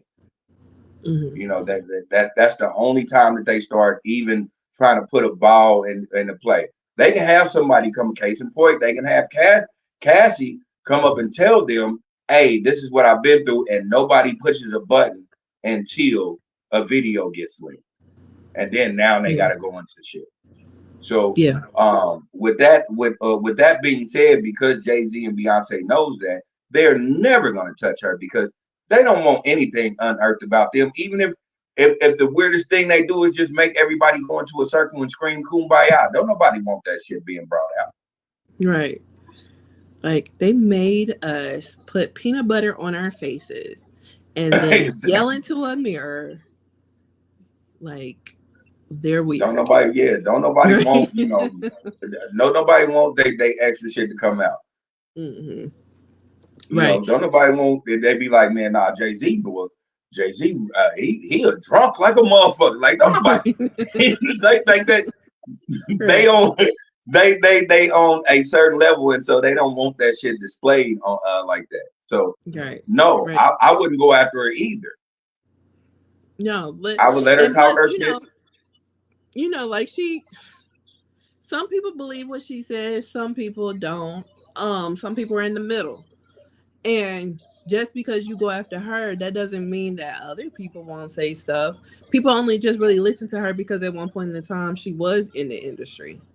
But she's so bitter about what happened to her in the industry, is she's out here just doing whatever now as far as saying stuff. And I don't see how anybody at this point can take what she says as law after her doing that interview with Orlando Brown. Hey, what I will say is this. And I know I said this before in this podcast, but I'm gonna say it again. Movies have a great way of showing you the truth without telling you the truth. And I'll go to a movie that you probably think is real far-fetched, but I'm gonna bring it right in. John Wick. And the reason why I bring up John Wick is because Lawrence Fishburne plays a character who is a leader in an assassin squad, and all of those assassins walk around like homeless people. And the thing about that is, no one pays attention to a homeless man. So him and his credit has more information on all the other assassins that nobody else knows because no one pays attention to a homeless person. So to bring that in, and to bring that in perspective, Jaguar Wright doesn't hang out in the world of them. What she does hang out with is the world of the unknowns and the sex traffickers. Because she hangs out with them, they can't pinpoint actually who she, if she has information, who she's actually gave information to, or who is holding information. So that's another thing why a lot of people don't try to go after her, because some people do have things to hide. I'm not saying that's everybody, and I'm definitely not saying that's Jay-Z or Beyonce, but I do say it's a reason why nobody really tries to say stuff to her, because if you silence her, who's to say somebody else won't pop up with more information? Yeah, it can be a snowball effect. Yeah, so you have to be very, very careful when you play with a Jaguar Wright, just because she's too adamant about putting things out. Yeah, and which is the reason why Piers had her on the show in the first place, because she's been talking about Diddy for years. And then all this shit happened with Diddy, and that's why Piers had her on the show. My mom says, so they shooting the messenger. I mean, if you want to look at it that way, sure. They know not to shoot the messenger. Well, she's talking about as far as like Piers. Like, in that point, they shooting the messenger. Yep, 100%. Yeah. She also says, I guarantee you they are already looking at him. They don't like to see us on top. Yeah, well, but he's probably protected. He's probably protected as well, you know. Auntie, I will say this. Because I get it. I've been telling everybody, like, I get what people are saying when it comes to certain things. But I really, really, like I keep saying, I really, really want y'all to know is, I don't care who sets our monsters out, as long as our monsters are set out. We can never, ever want the change that we want unless we eliminate the people who are doing the same thing that keeps us in bondage. So I don't care if it's white, black, brown, purple, from the UK, from America, from Nigeria. I don't care. If you got information that proves that this man is a monster, I want to hear that before I defend this monster. Yeah. Like, I understand that they don't want to see us doing anything. I get that, because they don't. But at the same time, you got to understand the ones that that sit beside them, that sit beside them and allow them to do things so much that they start to do the same thing that they're doing. I don't give a fuck who puts them out. And I'm sorry, because I didn't mean to cuss at you, Auntie. I don't care who puts them out.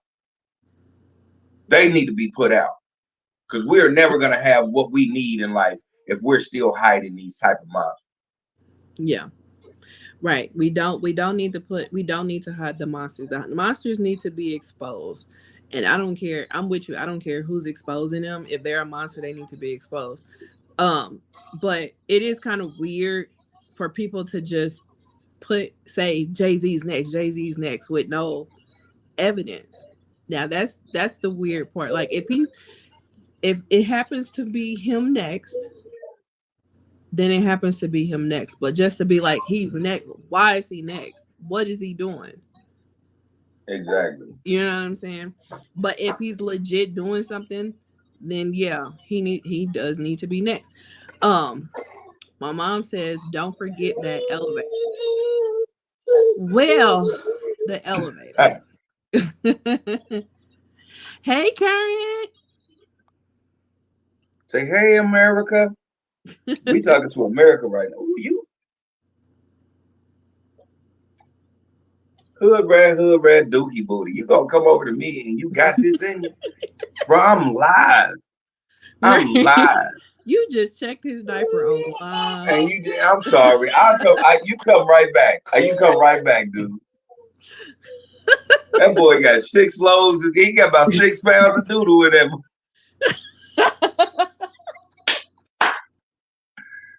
He's gonna. He came over to me like, "Hey, I know you on the podcast right now, but fuck what you talking about, nigga. I need you to do this." Right. I'm not. I can't do this right now. It's the last thing I need. Like, hey, I can't change your diaper live. He's gonna hate you at 13. Like, you did not just check my diaper on YouTube. Oh my god. I did. I sure did. Because he sit right around. I was like, oh shit. As soon as I lifted him up, I'm like, this what you came over here for?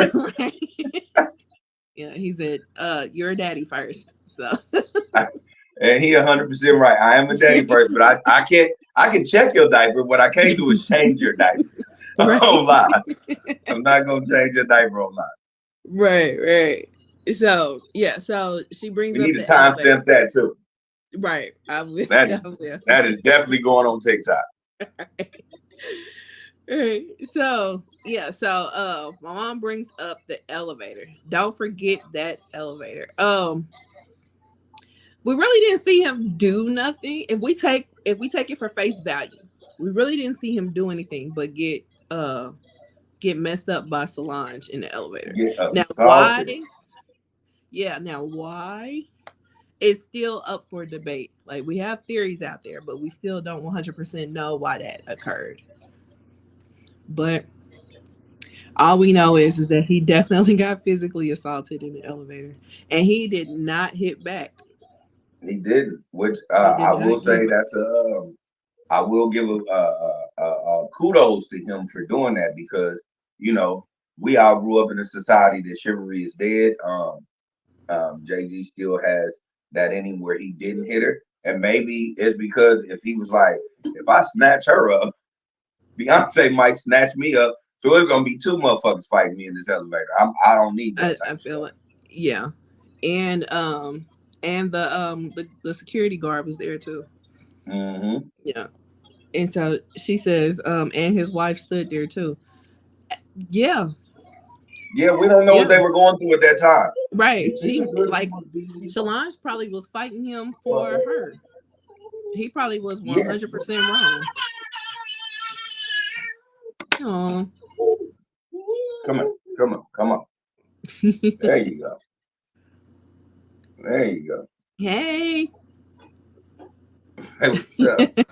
What's your right. But yeah.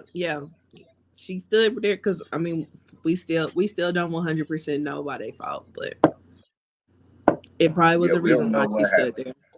Yeah, she probably. What we do know is Solange put them paws on Jay-Z, and Jay-Z just was like, "Okay, right, okay, listen." The only thing I can say about that again is I respect Jay-Z for standing his ground and just being like, all right, let your tension out. It is what it is.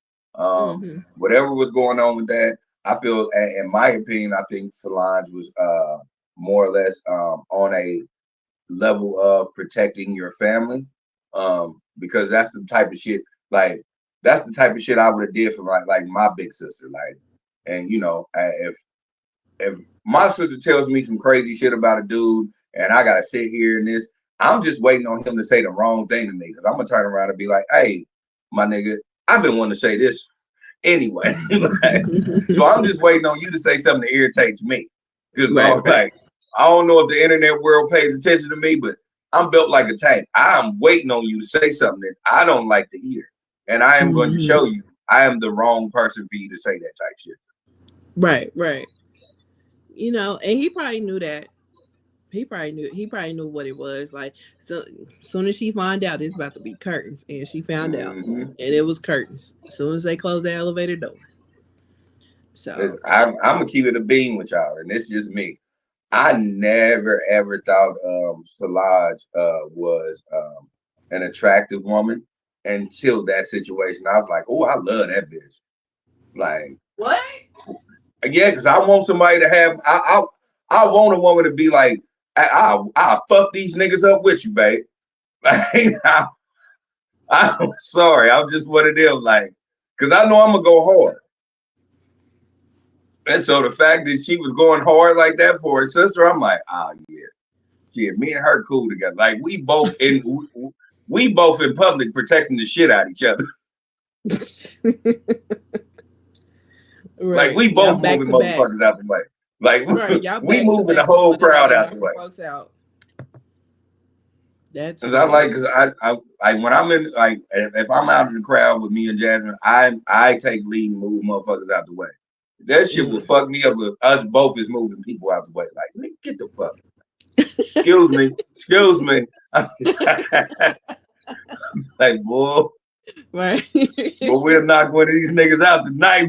I swear to God. Right. Just try me. Man. Come fuck around and catch a body. Right. All right, so that's the Piers Morgan update with the apology to the Carters. So, next up, do we want to go? Where do we want to go? We want to go to something light. Want to do a light. Okay, before we do something light, let's go ahead and do a refresh. Got it. You gonna do it? A refresh on what? What we talked. I'm with my son. Right. You gotta remind me. Okay. Yeah, so I'll do it. So everybody, don't forget to like, oh shit! Yeah. And subscribe to the Sweet Talk. I swear to God, I knew what you was talking about, but then I didn't know. It's so well. It's so well. Yes, I'm sorry. We gonna get it together. Hit that like and subscribe button. Right. Say hit that like. So yeah. So yeah. Don't forget to do that. And moving on. So yeah, let's go to something like Safaree went to Gag City. He showed up at Gag City, Miami. Nicki Minaj is on tour, which we talked about the tour last week. And I think she got a couple more dates before it's over. But she went to Gag City, Miami, and Safaree came. Safaree bought a ticket. He came. He bought merch. He was singing a song in the crowd. He was having himself a good old time. He wore a jean vest. He had his security. He was taking pictures. He had fun. And then the internet did the internet. And that's exactly what happened. Yeah. So, people got a hold of it on Twitter and it trended that he was at Gag City. Excuse me. So people start bringing up how after they broke up, how he was saying this, that, and the third about her, about how he helped with the music, all this kind of stuff, right? Then eventually Nicki Minaj did respond like days later about him showing up or whatnot. But I thought it was awesome personally. He came out, he wrote a post and he was just like, I'm proud. At the end of the day, I'm proud.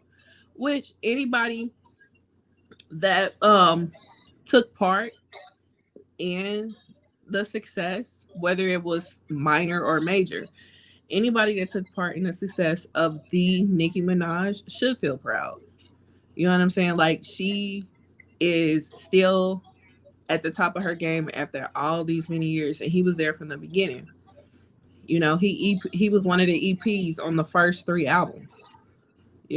So yeah. However you want to play him, at the end of the day, he was there. He was very significant in her life at the time. He was like, when I saw her, when I became a fan was when I saw her in concert, and he was right there as her hype man. I mean that's facts. You can't deny that. So whatever, transpired in their relationship is what transpired, but you can't deny that. And I would feel proud too, and I would want to go and support and just feel nostalgia, all that. So I didn't take it as him trying to be funny or anything like that. I took it Nah, as like it was cool. But of course, these new barbs weren't like they weren't outside at the time. They're just like, probably team Nicki since the beef between her and Cardi, So they weren't outside back then. So it's like y'all don't get it. But yeah, but they want to bring up every negative thing, which I mean, they was in a breakup. Of course he's gonna have some things to say.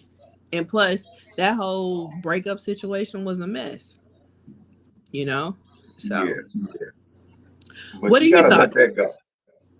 Yeah. You gotta let that go. It's like, I mean, just to be fair, even Ike Turner after a while started going to Tina Turner concerts. You gotta respect what Nicki has become. Mm-hmm. And Safaree was a major part of the beginning of it. Yeah. And I get they went through their whole rigmarole and all the old extra that went on, but they have moved past. And when I talk about they moved past that, they have moved past it with children and marriages. Both. They're beyond what y'all are trying to make up. Tell them how you feel. Right.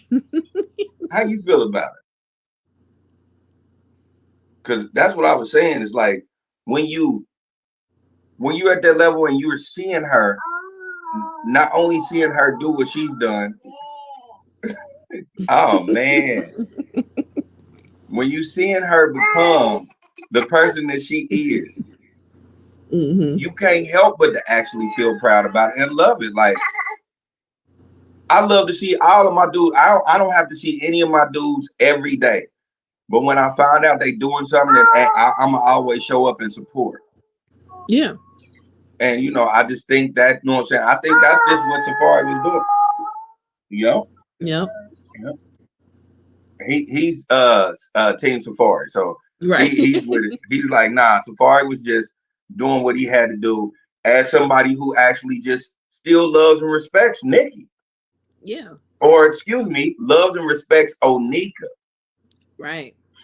Like that's right. You know what I'm saying? That's what I don't think people are understanding, because all of us are just fans, but they don't know what it's like to actually be a part of that conglomerate and watch it grow to what it is. Mm-hmm. You're gonna be there. You're gonna support. Yeah. Even if you want to get back in, you're still gonna be there to support. Mm-hmm. Shit, I will always be like, even if he was doing it on some sneaky shit, it reminds you of like the 5 Heartbeats when the nigga showed up just so he can be like, ta-da!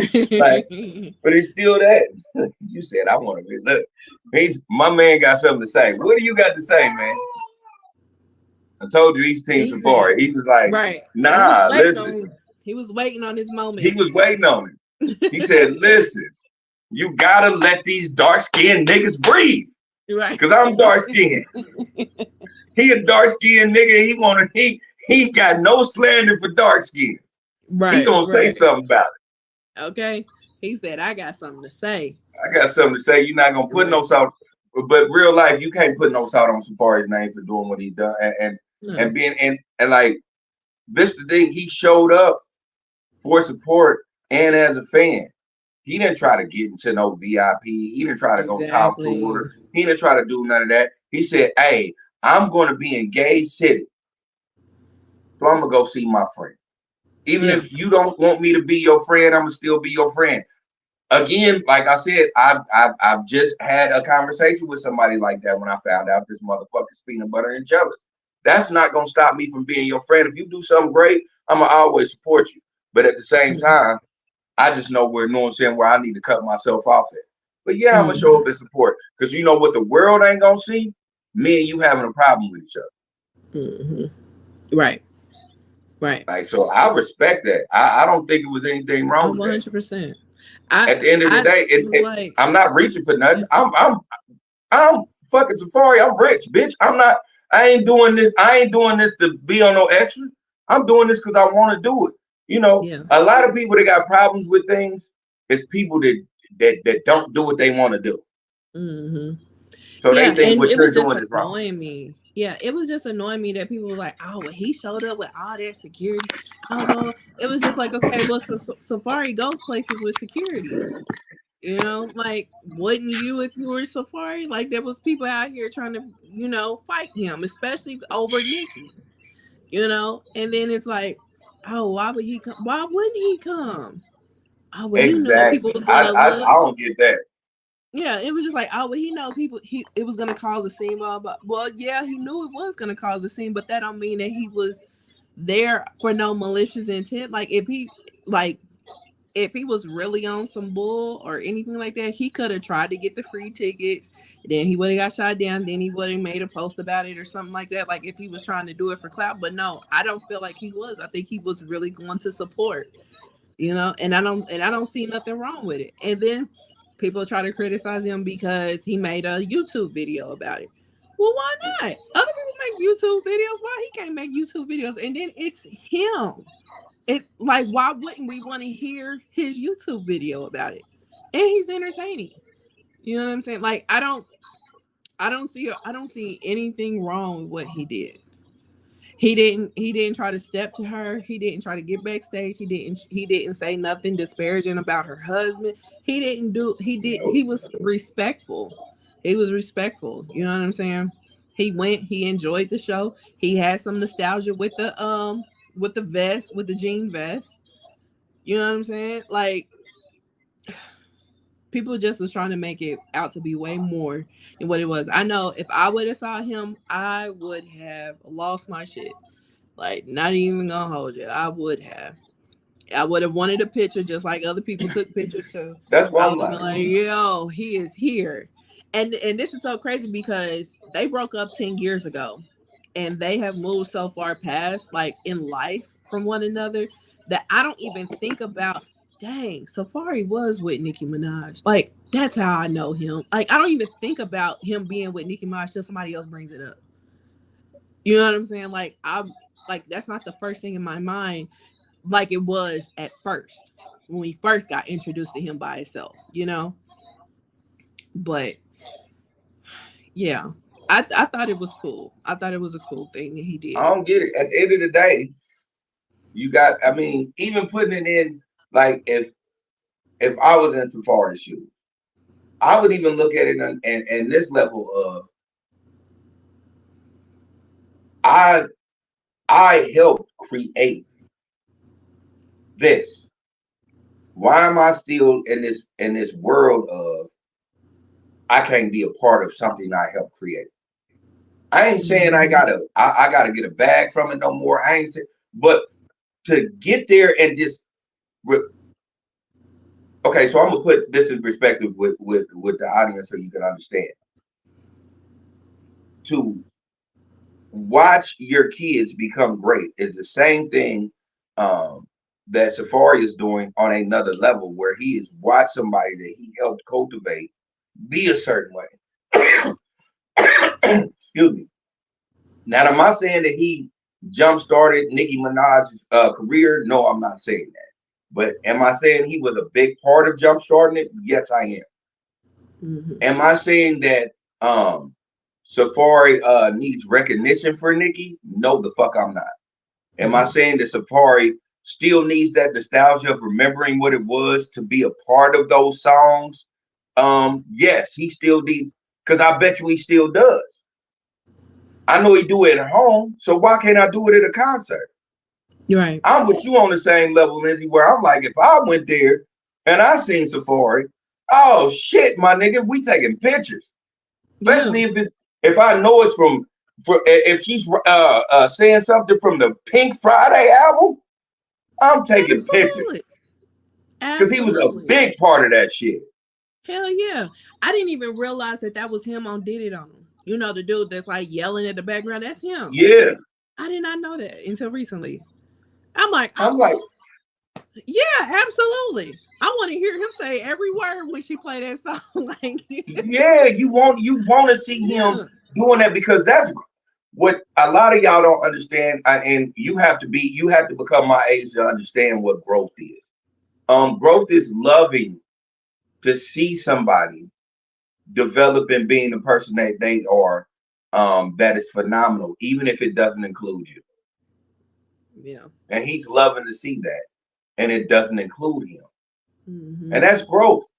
We can Yeah. talk all our shit about Safaree. One thing I said, when you sent me that and I found out what happened, I said, oh, that's just Safaree actually being a man. That's some man shit right there. Yeah. That's some man shit right there. That's just like the nigga that went to jail right when his son was 2 years old, and then getting out, and then, you know, I ain't trying to interfere with whatever your mama and your new stepdaddy going on, but I'm showing up to a football game, nigga, and I'm rooting for you. Yeah. Right. It's just what it is. It's growth. Yeah, but in the same aspect, respecting the person that raised you. Yeah, and not putting salt on them. Yeah. Yeah, he didn't run up in that motherfucker and be like, hey, nigga, you know this motherfucker 10 feet away from a daycare, so he can't be here anyway. So let me get backstage passes. He didn't do none of that bullshit. He didn't do none of that. You know, he's never came out to be a hater for anybody that she messed with after him. But they have been a hater on him. All the time. Mm-hmm. All the time. And I think that's why I really respected the whole situation, because this made it full circle where I was like, you know what? I gotta stop disrespecting the nigga, because remember, I didn't even call him Safaree for a long time. I used to call the nigga Seafree, because I used to just be like, man, that's what it looked like his name is. But I'm gonna stop doing that, because Safaree is actually a real. He actually showed real nigga tendencies right there, because that's what you do. I'm not in here for Jeffing or none of that shit. I like this music. I love Nicki, and it is what it is. Mm-hmm. And again, like I said, scratch that. I love Onika. I wanted Onika to be who Onika is. Mm-hmm. So if I'm showing up in a town and her concert is there, I'm paying. Not only am I paying for the ticket, I'm paying late fees for the ticket, because I probably didn't even know. I'm just here and I'm like, oh shit, fuck it. You know, everybody else paid $160. I'm paying like $290 for this shit. Mm-hmm.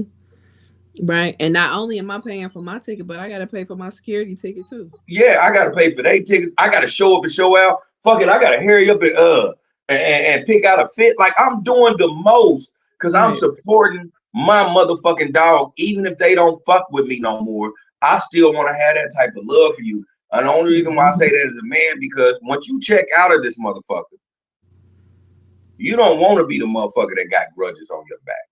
You don't want to be the nigga that be, you know what I'm saying, that when they do that scale and they see how, you know what I'm saying, your good intentions was and your bad intentions, you don't want your bad intentions to outweigh more than your good intentions. I'm definitely showing up, and I'm showing everybody love. I'm showing the crowd love.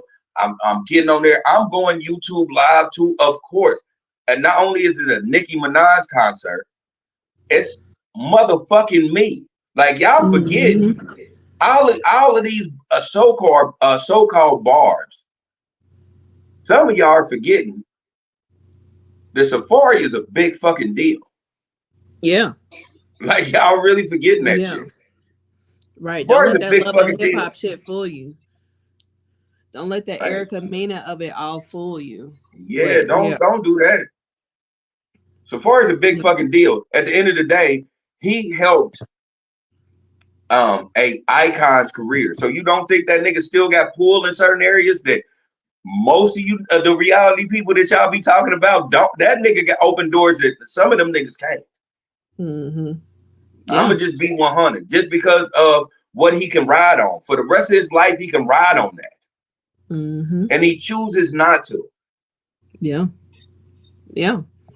He definitely made a name for himself. Outside of Nicki. And I will always say this. You can't be a real barb and not respect Safaree. You can't. Now you may not like some certain things that he's done, which I give you that. I don't like certain things he's done either. But you can't be a real barb and not respect him. But it's still growth. Yeah. You hate certain things you've done as yourself. Right. You know, Right. you gotta let this man be a man. Like I said, when you showed me that shit and I pulled it up and I was like, oh no, that's really Safaree showing me the growth of what it is for him to be a man. Like I think that right there was one of the top tier shits he could have done as a man. You know what I'm saying? Repping his respect for Nicki Minaj for even still contributing to her career. Yeah. Yeah. Because I paid for a ticket. I paid for my crew a ticket. I don't come by myself. I'm still doing, and I'm doing it on the back end. Because everybody want back end money. I just gave you back end money. Yeah. Right. And I'm cool. I ain't even got to see you. I ain't got to do none of that extra. None of that. I just want to do this, respect my nostalgia, and then go about my business. It is what it is. Yeah. If y'all don't like that, if y'all finding something about that, or you think he's looking for a bag off of this shit, like she's gonna take him back in her good graces. Man, this bitch is married. Yeah. This is a married woman. She ain't got nothing.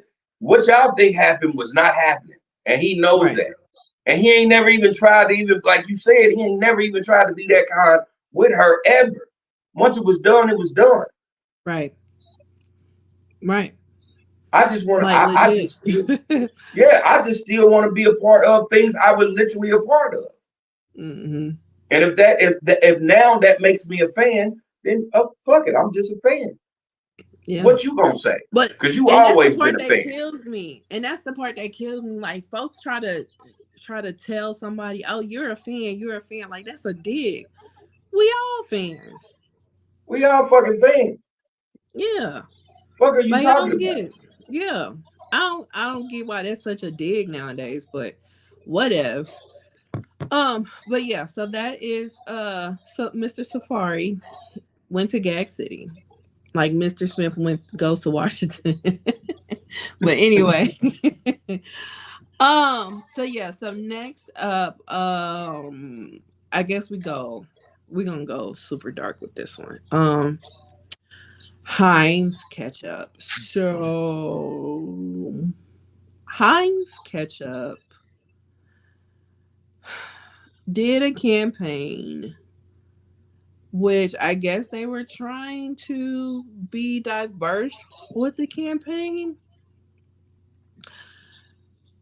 but it came off completely terrible. And they had to issue an apology.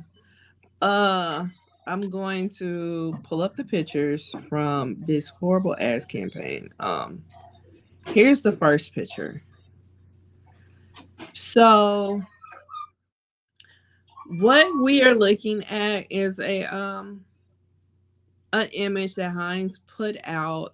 It looks like this is an interracial couple that is at their wedding, and he has his parents, she has a parent, and looks like they may be eating some kind of pasta of some sort.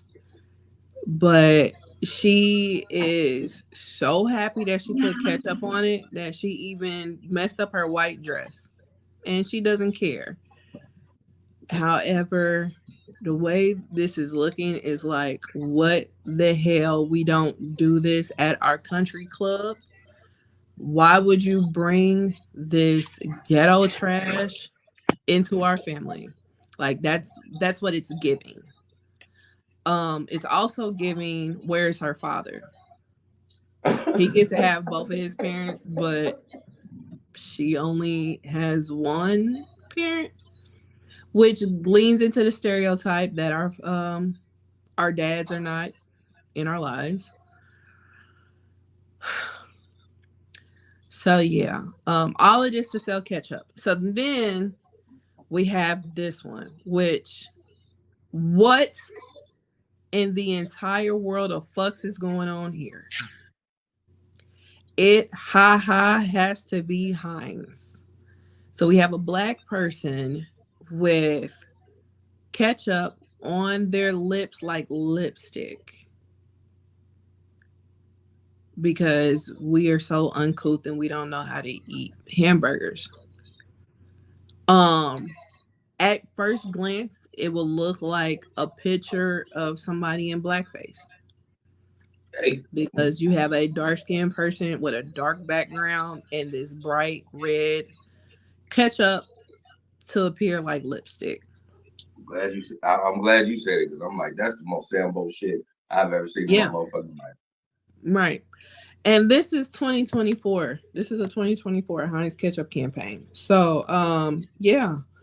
I'll just read from the Jasmine brand. Let's see. Major ketchup brand Heinz has sparked backlash for perpetuating racial stereotypes against Black people by releasing 2 different controversial ads, reportedly within days of each other. The one ad depicted a bride and groom eating at their wedding day besides their parents, while the white groom was joined by both his mom and dad. The Black bride only has her mother at the table. Many slammed the ad for upholding the harmful, untruthful narrative that Black fathers aren't active in their children's lives. The other ad release was seemingly reminiscent of blackface. In response to the growing and widespread criticism, Heinz issued an apology stating, "We always appreciate members of the public's perspective on our campaigns." The company added, "We understand how this ad could have unintentionally perpetuated negative stereotypes. We extend our deepest apologies and will continue to listen, learn, and improve to avoid this happening again in the future."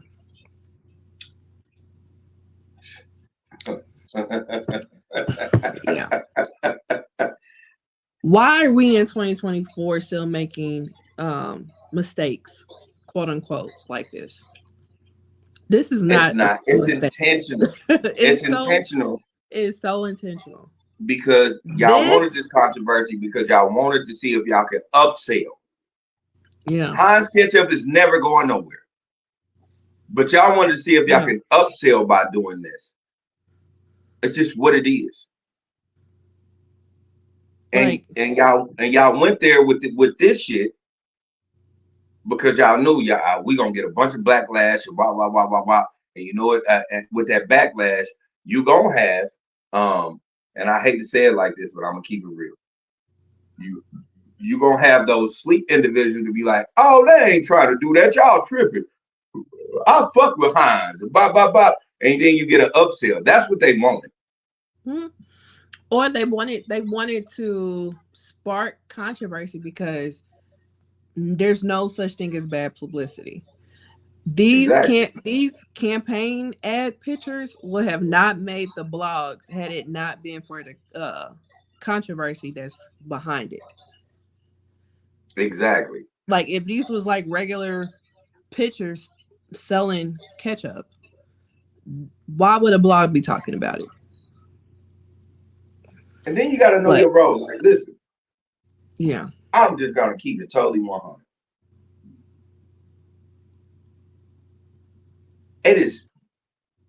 It's not a Black family alive that I know. And I'm a Midwest individual. My family is from the South. It's not any of us that put fucking ketchup in a motherfucking spaghetti. Wait, hold on. Time out. That should have get you kicked out of my house.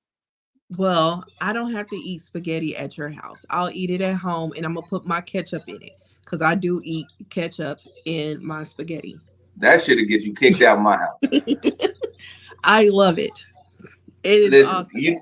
It brings scary movie vibes to me when he said it's just regular ketchup like mama putting her spaghetti, baby. Listen, that's a poor white move. It's not. It's a poor white. I've never. And again, I could be biased on me, and that's only because listen, my people had and I have a spaghetti sauce recipe that I learned from my Uncle Lewis. And I've used that, or I use ragu. I've never put fucking ketchup in my goddamn spaghetti. Not one fucking time ever in life. I do it every time. Oh, hell the fuck the no. spaghetti bowl is not complete without adding ketchup. I don't care how much sauce you put in it. I need ketchup. Hell the fuck no. If you were putting ketchup in your spaghetti, you were making spaghetti wrong. We make it 1000% correct. So my mom you are says, making wrong. My mom says, who are the people on the advertising team? Never should have let that fly. Hunt's tastes just as good. So we're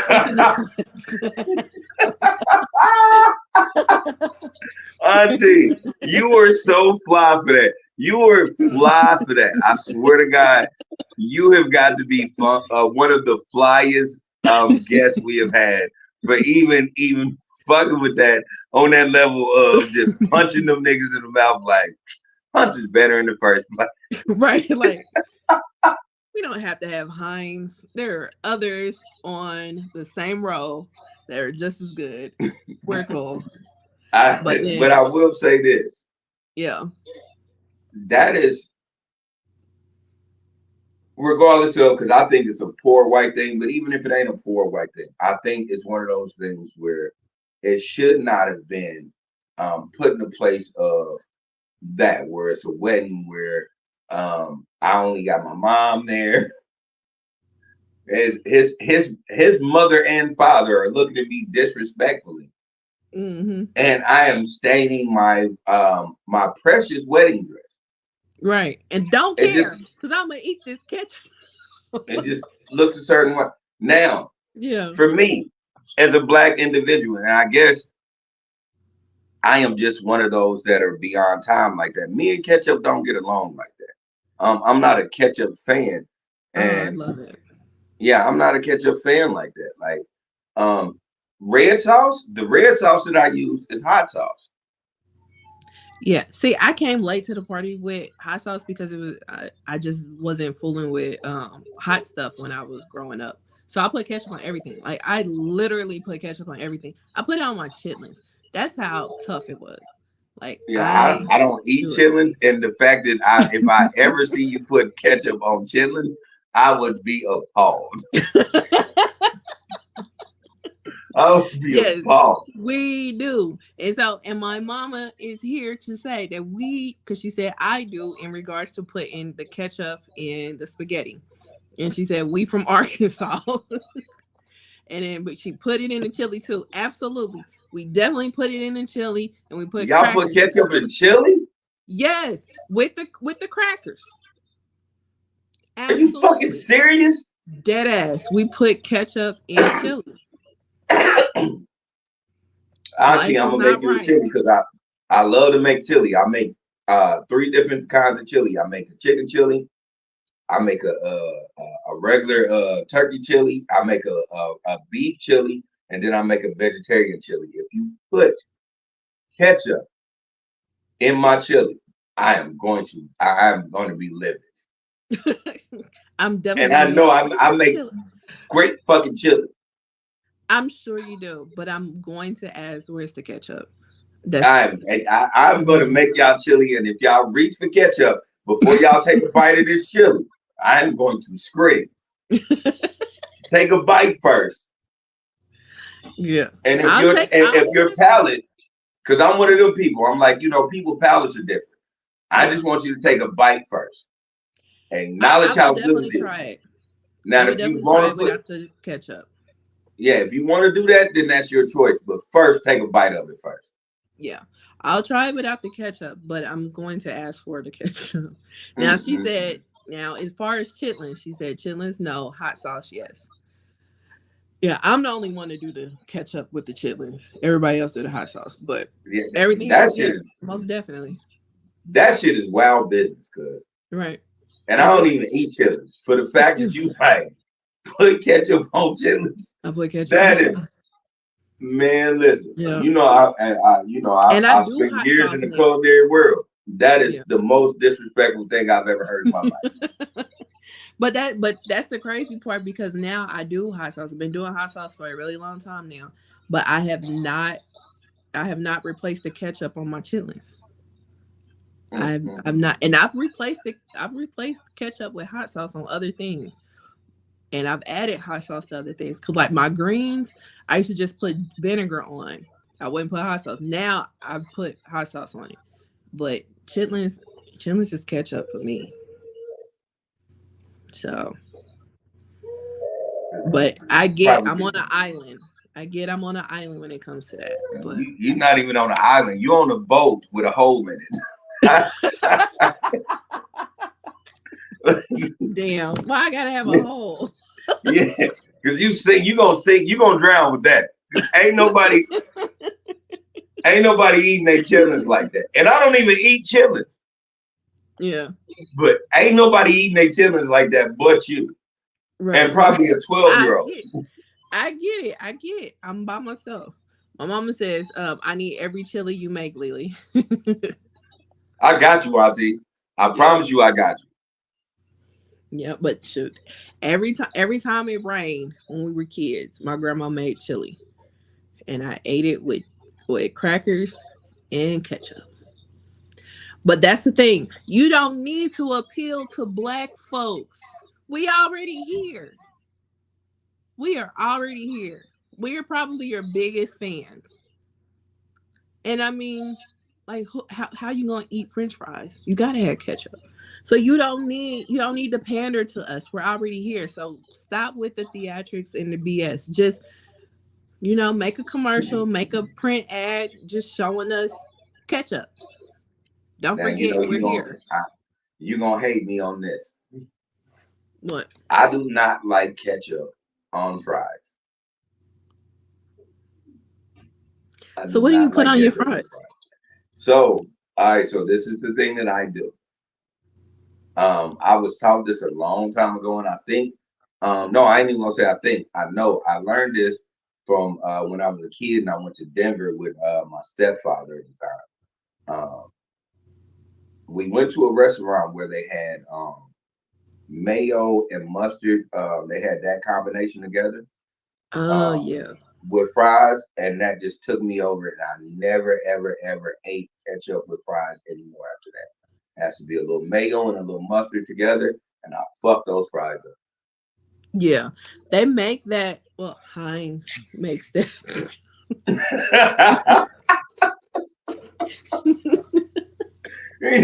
We pandering to ourselves at this point. I know.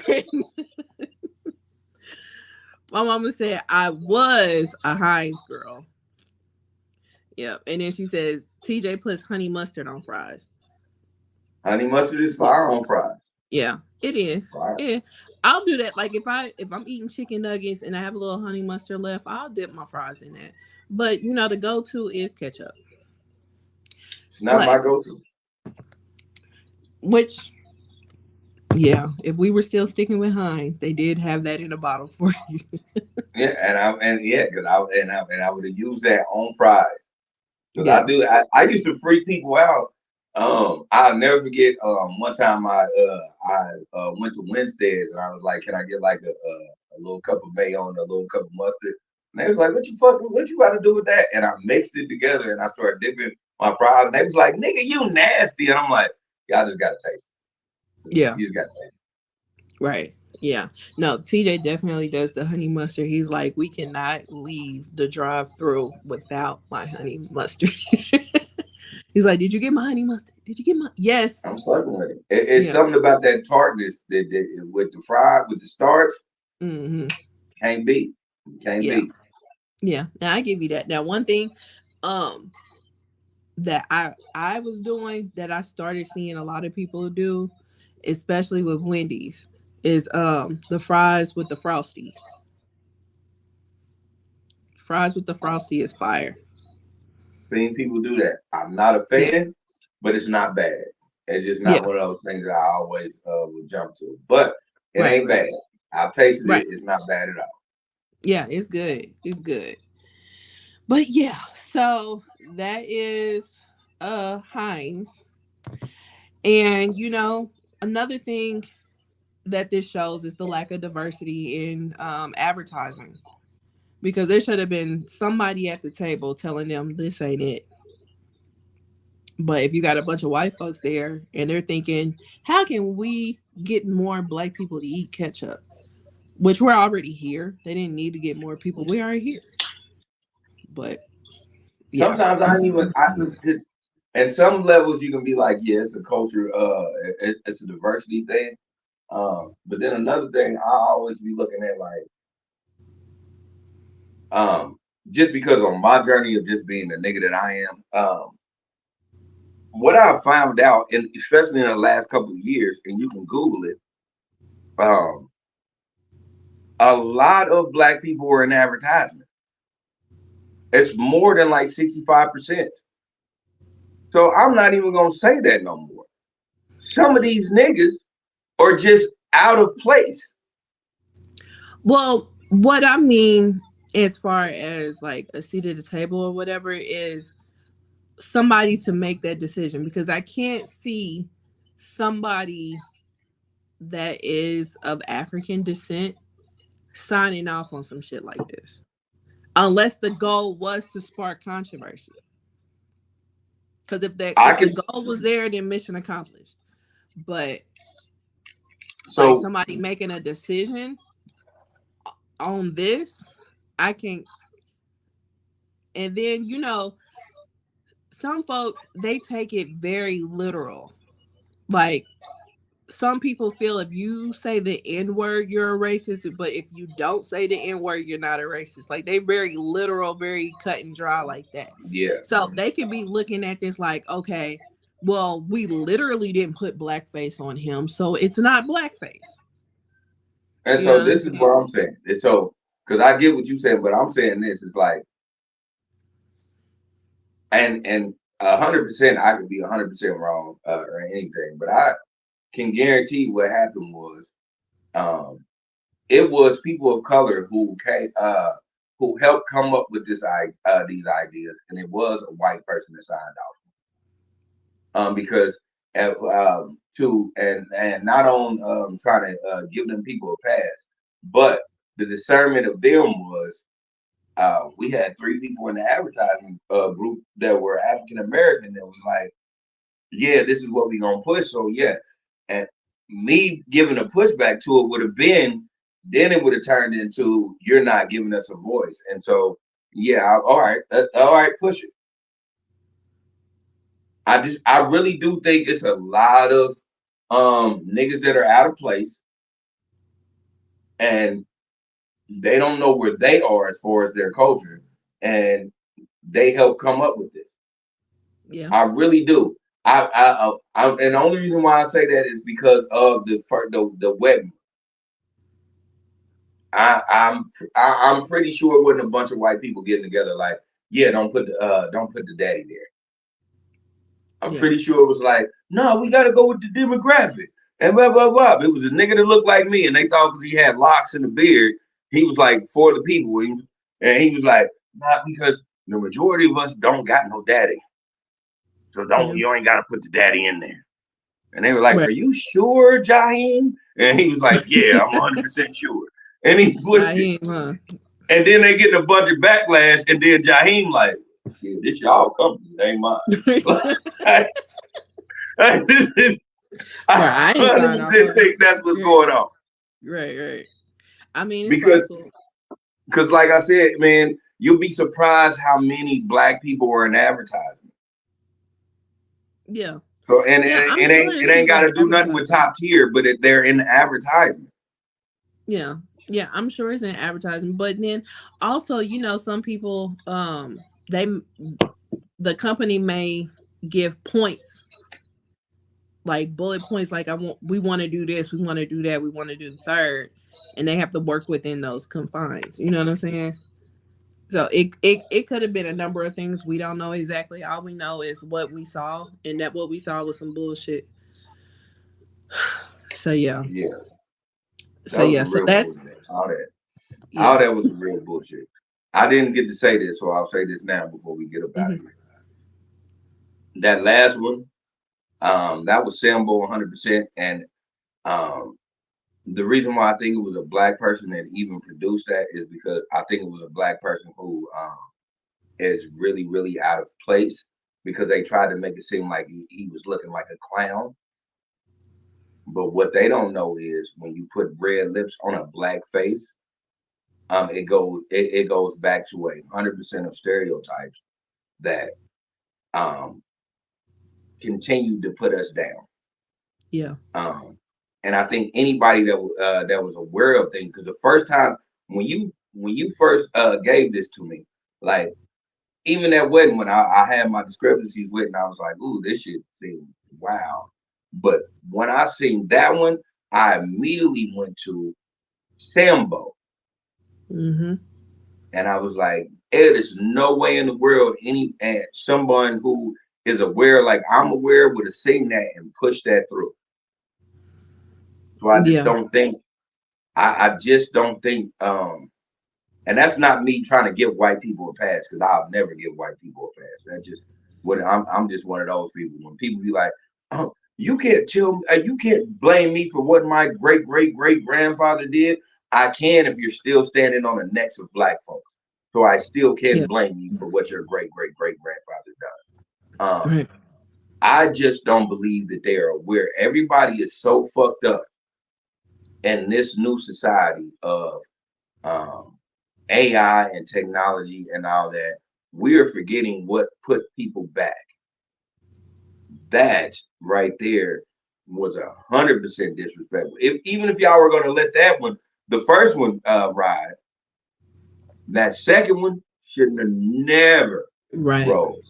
Right. Ever rolled. Because if Yeah. you go, if you look into actually what that was depicting blackface with a black man. That was very disrespectful. Yeah.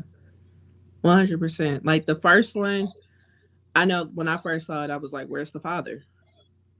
You know. And then looking further into it, you see the other shit going on. You know, but um you could have it would have been a weak one, but you could have made an argument for the first one, but there's no argument for the second one. That second one was foul. And Exactly. if the agenda wasn't clear with the first one, it was 1000% clear with that second one. Mm-hmm. You know, so but That's yeah. what makes me believe that it was they did it strictly for the bullshit to happen. Mm-hmm. Because Heinz Right. ain't never going out of business. No, you don't need to do this. Like I said, you don't Yeah, need to pander. We're here. We're already here. yeah, You know. they're a fucking established 100-year-old business. They're never Mm-hmm. going nowhere. And it's regular ketchup. It's not talking about the flavors. Like if anything, do a campaign ad on the flavors because maybe everybody don't know you got flavors. But regular ketchup, you don't need it. Like it sells itself. You don't need to do a campaign ad for regular ketchup. But anywho, um, yeah. So that's Heinz. So last up is Pastor Keion Henderson. If that doesn't sound familiar, he is a pastor of a church, a mega church in Houston, Texas. He's also the new husband to a Shawnee O'Neal, who is the ex-wife to Shaquille O'Neal. Um, he came up under controversy, which he ever so often he comes up in controversy, but recently he came up in controversy because he told folks not to give to homeless people because that's not where you're supposed to give. You're supposed to give your tithes and offering to the church, and giving to homeless people will not do anything for you. Yeah, it won't better your life. It won't make you a better person. I'm paraphrasing, but you get the gist. Yeah, Uh, yeah. You know what? I literally, I watched the whole sermon. Well, I mhm. watched an hour and 17 minutes of it. Okay. I'm sorry, I didn't mean to cut you off. Oh no, you can go. Um, um, but this is where I will tell the audience. You have got to, if you have any type of relationship with God, because I'm not gonna crucify anybody for whatever religion they're on. If you have any type of relationship with God, one thing you need to do is really, really, and I say this from the bottom of my heart, stop listening to pastors that tell you things and don't reference it to the Bible. That man said, he said what he said, and I'm gonna paraphrase, just like Lindsay did about giving to the poor, saying that that's not what you need. You need to give tithes. And then he said, read your Bible. I happen to be a product of Jehovah's Witnesses. I can honestly say it is not nothing in the Bible that says you cannot give charity. It says nothing. Not that I've read. Yeah. Does it open up a door to the kingdom? No, it doesn't. But you know what doesn't open up a door to the kingdom either? Is tithes. Because it's Yeah. in the Bible that says you can give tithes, but it means nothing if you are part of the unrighteous. Right. So basically, you're not gonna buy your way into heaven. Exactly. Yeah. So it's like, these are the type of pastors or bishops or whatever they want to call themselves. It's what I tell people to stay away from. Now, I'm not telling everybody to be a Jehovah's Witness. I'm not a Jehovah's Witness right now. But I do love and respect that I was raised in a situation where not only was I taught the Bible, I was taught to read it. Mm-hmm. A lot of y'all are not taught to read the Bible. Y'all just listen to a pastor. Right. And he gives his sometimes own those pastors interpretation. are wrong as two motherfucking left feet. And that nigga is wrong as two motherfucking left feet. If you feel it in your spirit to give to a homeless person, God sends favor on that, because God sends favor, and this is in the Bible. God sends favor to those who take care of others. You disrespectful motherfucker.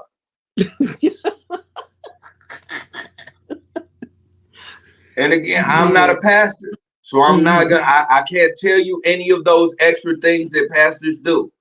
What I can say is what it says in the Bible, and what he said was completely the fuck wrong. Yeah. Yeah, 100%. Which is so wild because it's in the same breath he also is preaching about how he received a vision that he needed 21 people to donate $2,100. And it's just like, so is it okay to donate to you because you're already rich? But it's not okay to donate whatever you want to a homeless person that you see on the street. Like, why is it okay to give to you but not to them? Make that make sense. This man is a shyster, in my opinion. Again, because I don't want to turn nobody a certain way again, because I'm not a pastor. I'm not. I'm a spiritual individual. I'm not a religious person, so I don't want nobody to listen to what I'm saying and think that I am giving you a better way, because I'm not. What I'm saying is, for me, in my opinion, that is a shyster and a scammer for telling you that you have to give more money to the church, which doesn't need it, instead of giving it to someone who actually needs it, because you never know anything that you do to an individual. You never know how far it goes in their life.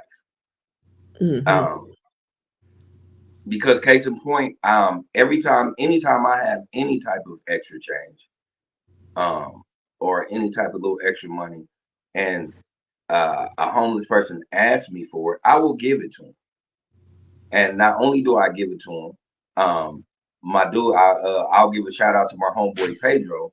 Pedro will tell you firsthand. Not only do I give it to you, but I actually ask your name so I can pray for you. And that's what God wants you to do. God doesn't want you to give to someone who is a greedy motherfucker, who thinks that you ain't supposed to give to the poor. Yeah. First off, we shouldn't have poor people. Let's just make that a whole thing. Let's start there. It shouldn't be a demographic of poor, lower class, middle class, upper class, high. It should not be any of this anarchy. Yeah. It should not be that. So why would you listen to a man who literally doesn't have to worry about he's not worried about living paycheck to paycheck. He's not doing any of that. And we've all heard the same thing, which is it's turned cliche, but it's actually true. God takes care of fools and babies. Some of us aren't fools. A bunch of us aren't babies anymore. So if God ain't taking care of them, who the fuck is? We supposed to. We supposed to. This is the same type of individual. And I don't know his life per se, but this is the same type of individual that will probably give money to an individual that he knows is going to fuck it off. When he could have just actually gave money to a homeless person so they can have a place to stay for the night. Yeah. I ain't telling you to give them everything. I'm telling you to just give them a reason to keep on pushing. Yeah. Yeah. And some people have their own ways that they handle those type of situations. And I'm not mad at however you feel that you need to handle how you deal with a panhandler. Like, however you deal is however you deal. Just outside of being rude or disrespectful, I can't get mad. If you want to keep your money, keep your money. If you want to give it to them, give it to them. However you see fit. I remember growing up, one of the deacons in the church, he had a system that he did when it came to dealing with homeless people. And he said that he would not give them cash.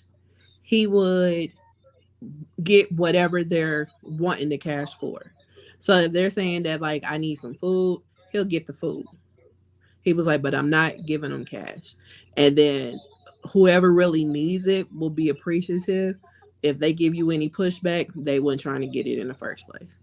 And I was like, I can't do nothing but respect that. And then because of where my church is in the city, and because of the outreach that they did with the homeless people, you will get a lot of homeless people that will come to the church. There was this one particular time where I saw him do it in action. There's one guy came into the church and he was like, because my church, the back of it is on the highway. So he was like, oh, well, I caught a flat tire on the highway. I need help. I need some money to get a tire. And so he was like, I'll get the tire for you, but I'm not giving you the money. That man was pissed. He was like, well, I ain't gotta do it. He was like, well, come on, let's go to your car now. I'll get the tire for you. I'll call AAA. I'll get the tire for you. I'll do all that. That man was like, no, I just need the money, but he was like, I'm not giving you the money. So not only did he have this system, he practiced what he preached. I thought that was like the best thing, the best like system, because I'm helping you at the end of the day. You know what I'm saying? And you don't really need it if you don't want me to help, you know. So, but just to be up here preaching to not give, what are we doing? What are we doing? So you mean all these churches out here that have a homeless outreach program, or that have ministries where they go into the neighborhoods and help the disenfranchised, you mean that they're not supposed to do that? They're supposed to just, just put the money back into the church for the church to do what with the money? Y'all keep on having a door fund for 13 years. This door been fucked up since 2013. Right. And we've given y'all thousands of dollars for this fucking door. Right. And it's still fucked ain't up. That much. Right. You get the best door with all the bells and whistles on it. And this, I can go to Home Depot and pay for a door and put that bitch on myself, and it'll be the best door ever. Right. All the locks. All the locks. All the locks. Right. We got the double-sided deadbolt. We got the code. We got all the locks. All the locks. This is why I don't understand scammers. That's a scammer move. That's a scammer thing to say. Case in point, this was maybe 2 months ago. I'm gonna tell you how God works through me, everybody. I went to get some gas. When I went to get some gas, it was a homeless man there, and he was like, "Hey, bro, do you got any spare change, like real life? I'm just trying to get me something to eat." And I said, "Bro, I don't have it. I only got my debit card." And I walked in, and I went and paid for my gas, and then I came out. While I'm pumping my gas, and I have witnesses. Jasmine was there. I can bring her here so she can rectify this. While I'm pumping my gas, he asked someone else, and this man was very rude to this individual. He said, "Hey man, I don't have it. People don't carry cash like that. Nowadays, people have debit cards, so you probably want to ask people for cash apps or what do you say, or credit card numbers if you're just going to scam. Because nowadays people don't work like that. You should know better." And I'm sitting there pumping my gas, and I'm so mad. And I looked at this man, and I was like, "Nope, I'm not gonna say nothing because I got my son in the car." So I just simply was like, "Hey, bro, what you trying to eat?" And he said, "The burger joint up the street, I just want a burger, some fries, and then a pop, whatever pop it is." And I said, "Bro, I got you. Don't even worry about it." Went up there. Jasmine was hungry, and Jasmine's always hungry. There's one thing about women that I understand is y'all are always motherfucking hungry. Damn. So I said, Jasmine's like, "Bet, let's go eat." I'm like, "We just like, all right, whatever." All right, so I pull up. I get this. I get this food. Because I'm hot and I'm livid. I'm like, I'm getting this man something to eat. I got this man something to eat. I guess he didn't believe me, so he went and left. But it was more homeless people there, and I was just like, I need to give this to someone. And so I happened to just pull back up and it was a homeless dude walking, and I was like, "Hey, bro, are you hungry?" He was like, "Fuck yeah." And I was like, "Well, I got this burger. And I got these fries and this pop if you need it." He was like, "I do need it." And I was like, I was waiting. I was doing it for the dude that was in a white t-shirt, and he was like, "Oh yeah, he got on the bus." And I was like, oh shit, that's messed up. And I'm like, but do you actually need it? He's like, yeah. So I gave it to him. And Jasmine looked at me and she was like, I ain't even gonna lie. This is one of those things where Jasmine was like, I really love you. And I was like, wow. She was like, because you care so much about people that you are not gonna let nobody, like, you told this man that you didn't have it already, which I didn't. I didn't plan on getting nothing to eat.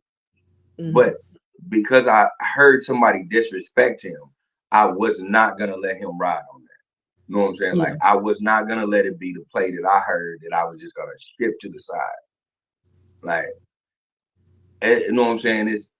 This is what God loves. Like, and I really want to tell people, you know what I'm saying, everybody listening to us, this is what God loves. God loves people that love other people. Mm-hmm. God don't love nobody that's selfish. Right. God don't love people that are always for themselves. God loves people that love people. I just happen to be a person that loves people. You know what I'm saying? I if I have it, I want to give it to you.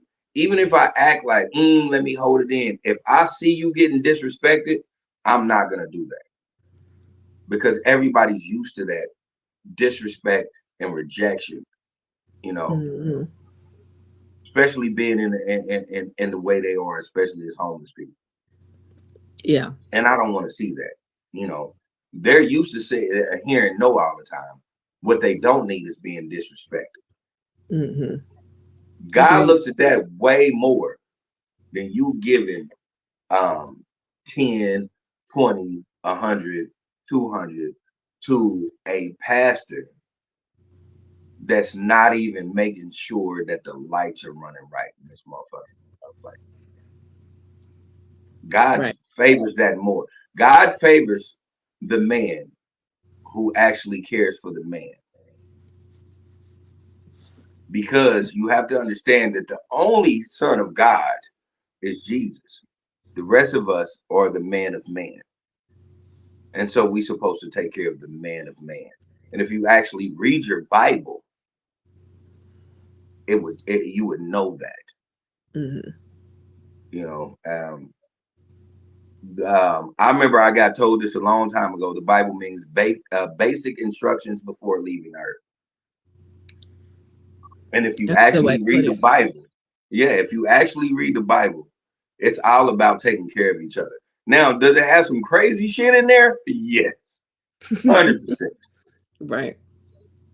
But the gist of it is we all supposed to take care of each other. So for you to say some bullshit about stop giving the poor things, you are definitely not a part of reading the Bible, nor should you be a part of trying to say you are a shepherd of the Lord. Yeah. You should not be. Yeah.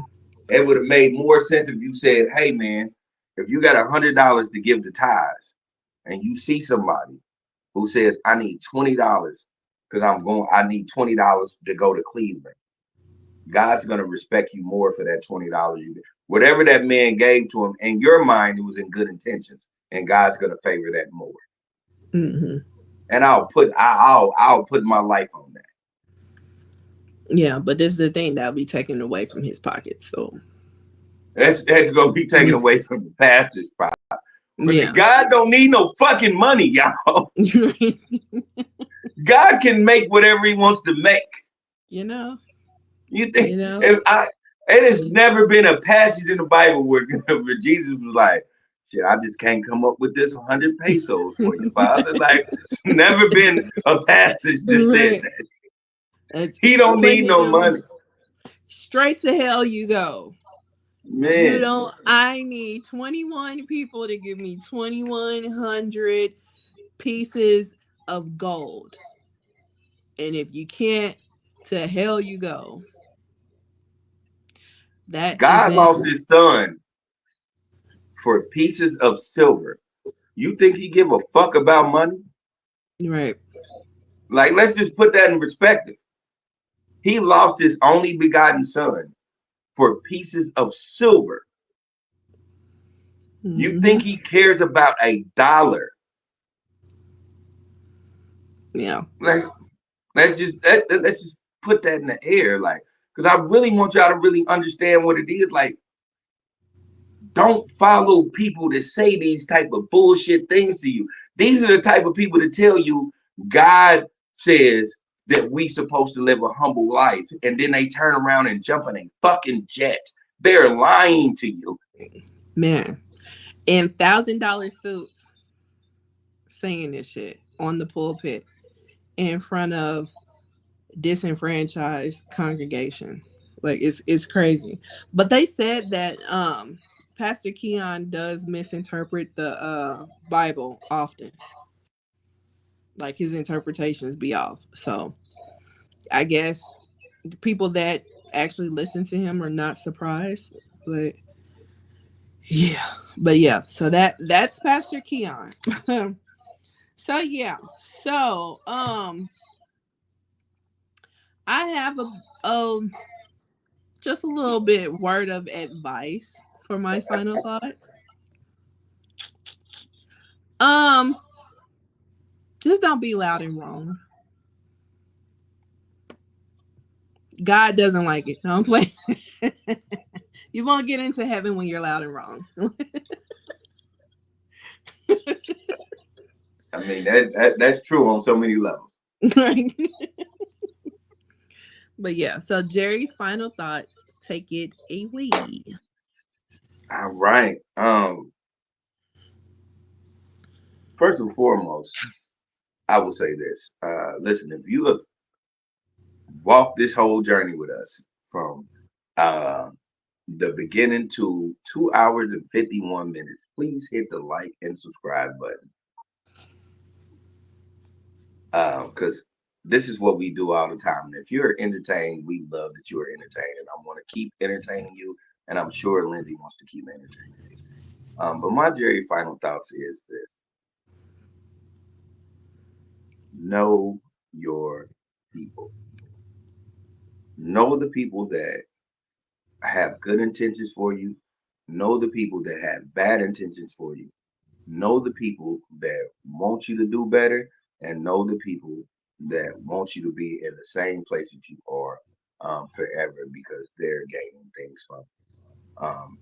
The only way you are ever going to change wherever you're at in life or maintain wherever you're at in life is if you know your people. My mother told me this a long time ago, and I want to tell it to y'all. You have to remember to stop throwing your jewels to swine. When you realize that you are in a point where you need to grow, everybody ain't going with you. It just is what it is. Everybody can't go with you because everybody doesn't see the vision that you see. And that's fine, and that's 100% fair. That doesn't mean you don't love them. They just can't go where you're going. Don't be the person that always says that you want to bring this person, and you want to bring this person, you want to bring this person. When you know your people, you know certain people can't go. Does that mean that they can't enjoy the benefits of where you're going? No, they can enjoy all that once you get there, but you have to get there. If you have that vision and you know this person doesn't have that vision, you need to get there, and then you need to pull them into that vision. But you cannot do that always holding on to them, because they're always going to tell you something that's always going to make you second guess yourself. You got to stop doing that. If you know where you're going and you have a vision of where you're going, you need to follow that process. You don't need nobody to take you off that process except you. And as always, take care of yourself and others. Right. Thank you for Jerry's final thought. Excuse me. So yes, this is episode 135 of the Ish We Talk, and we will see you guys for episode 136. Bye. Exactly.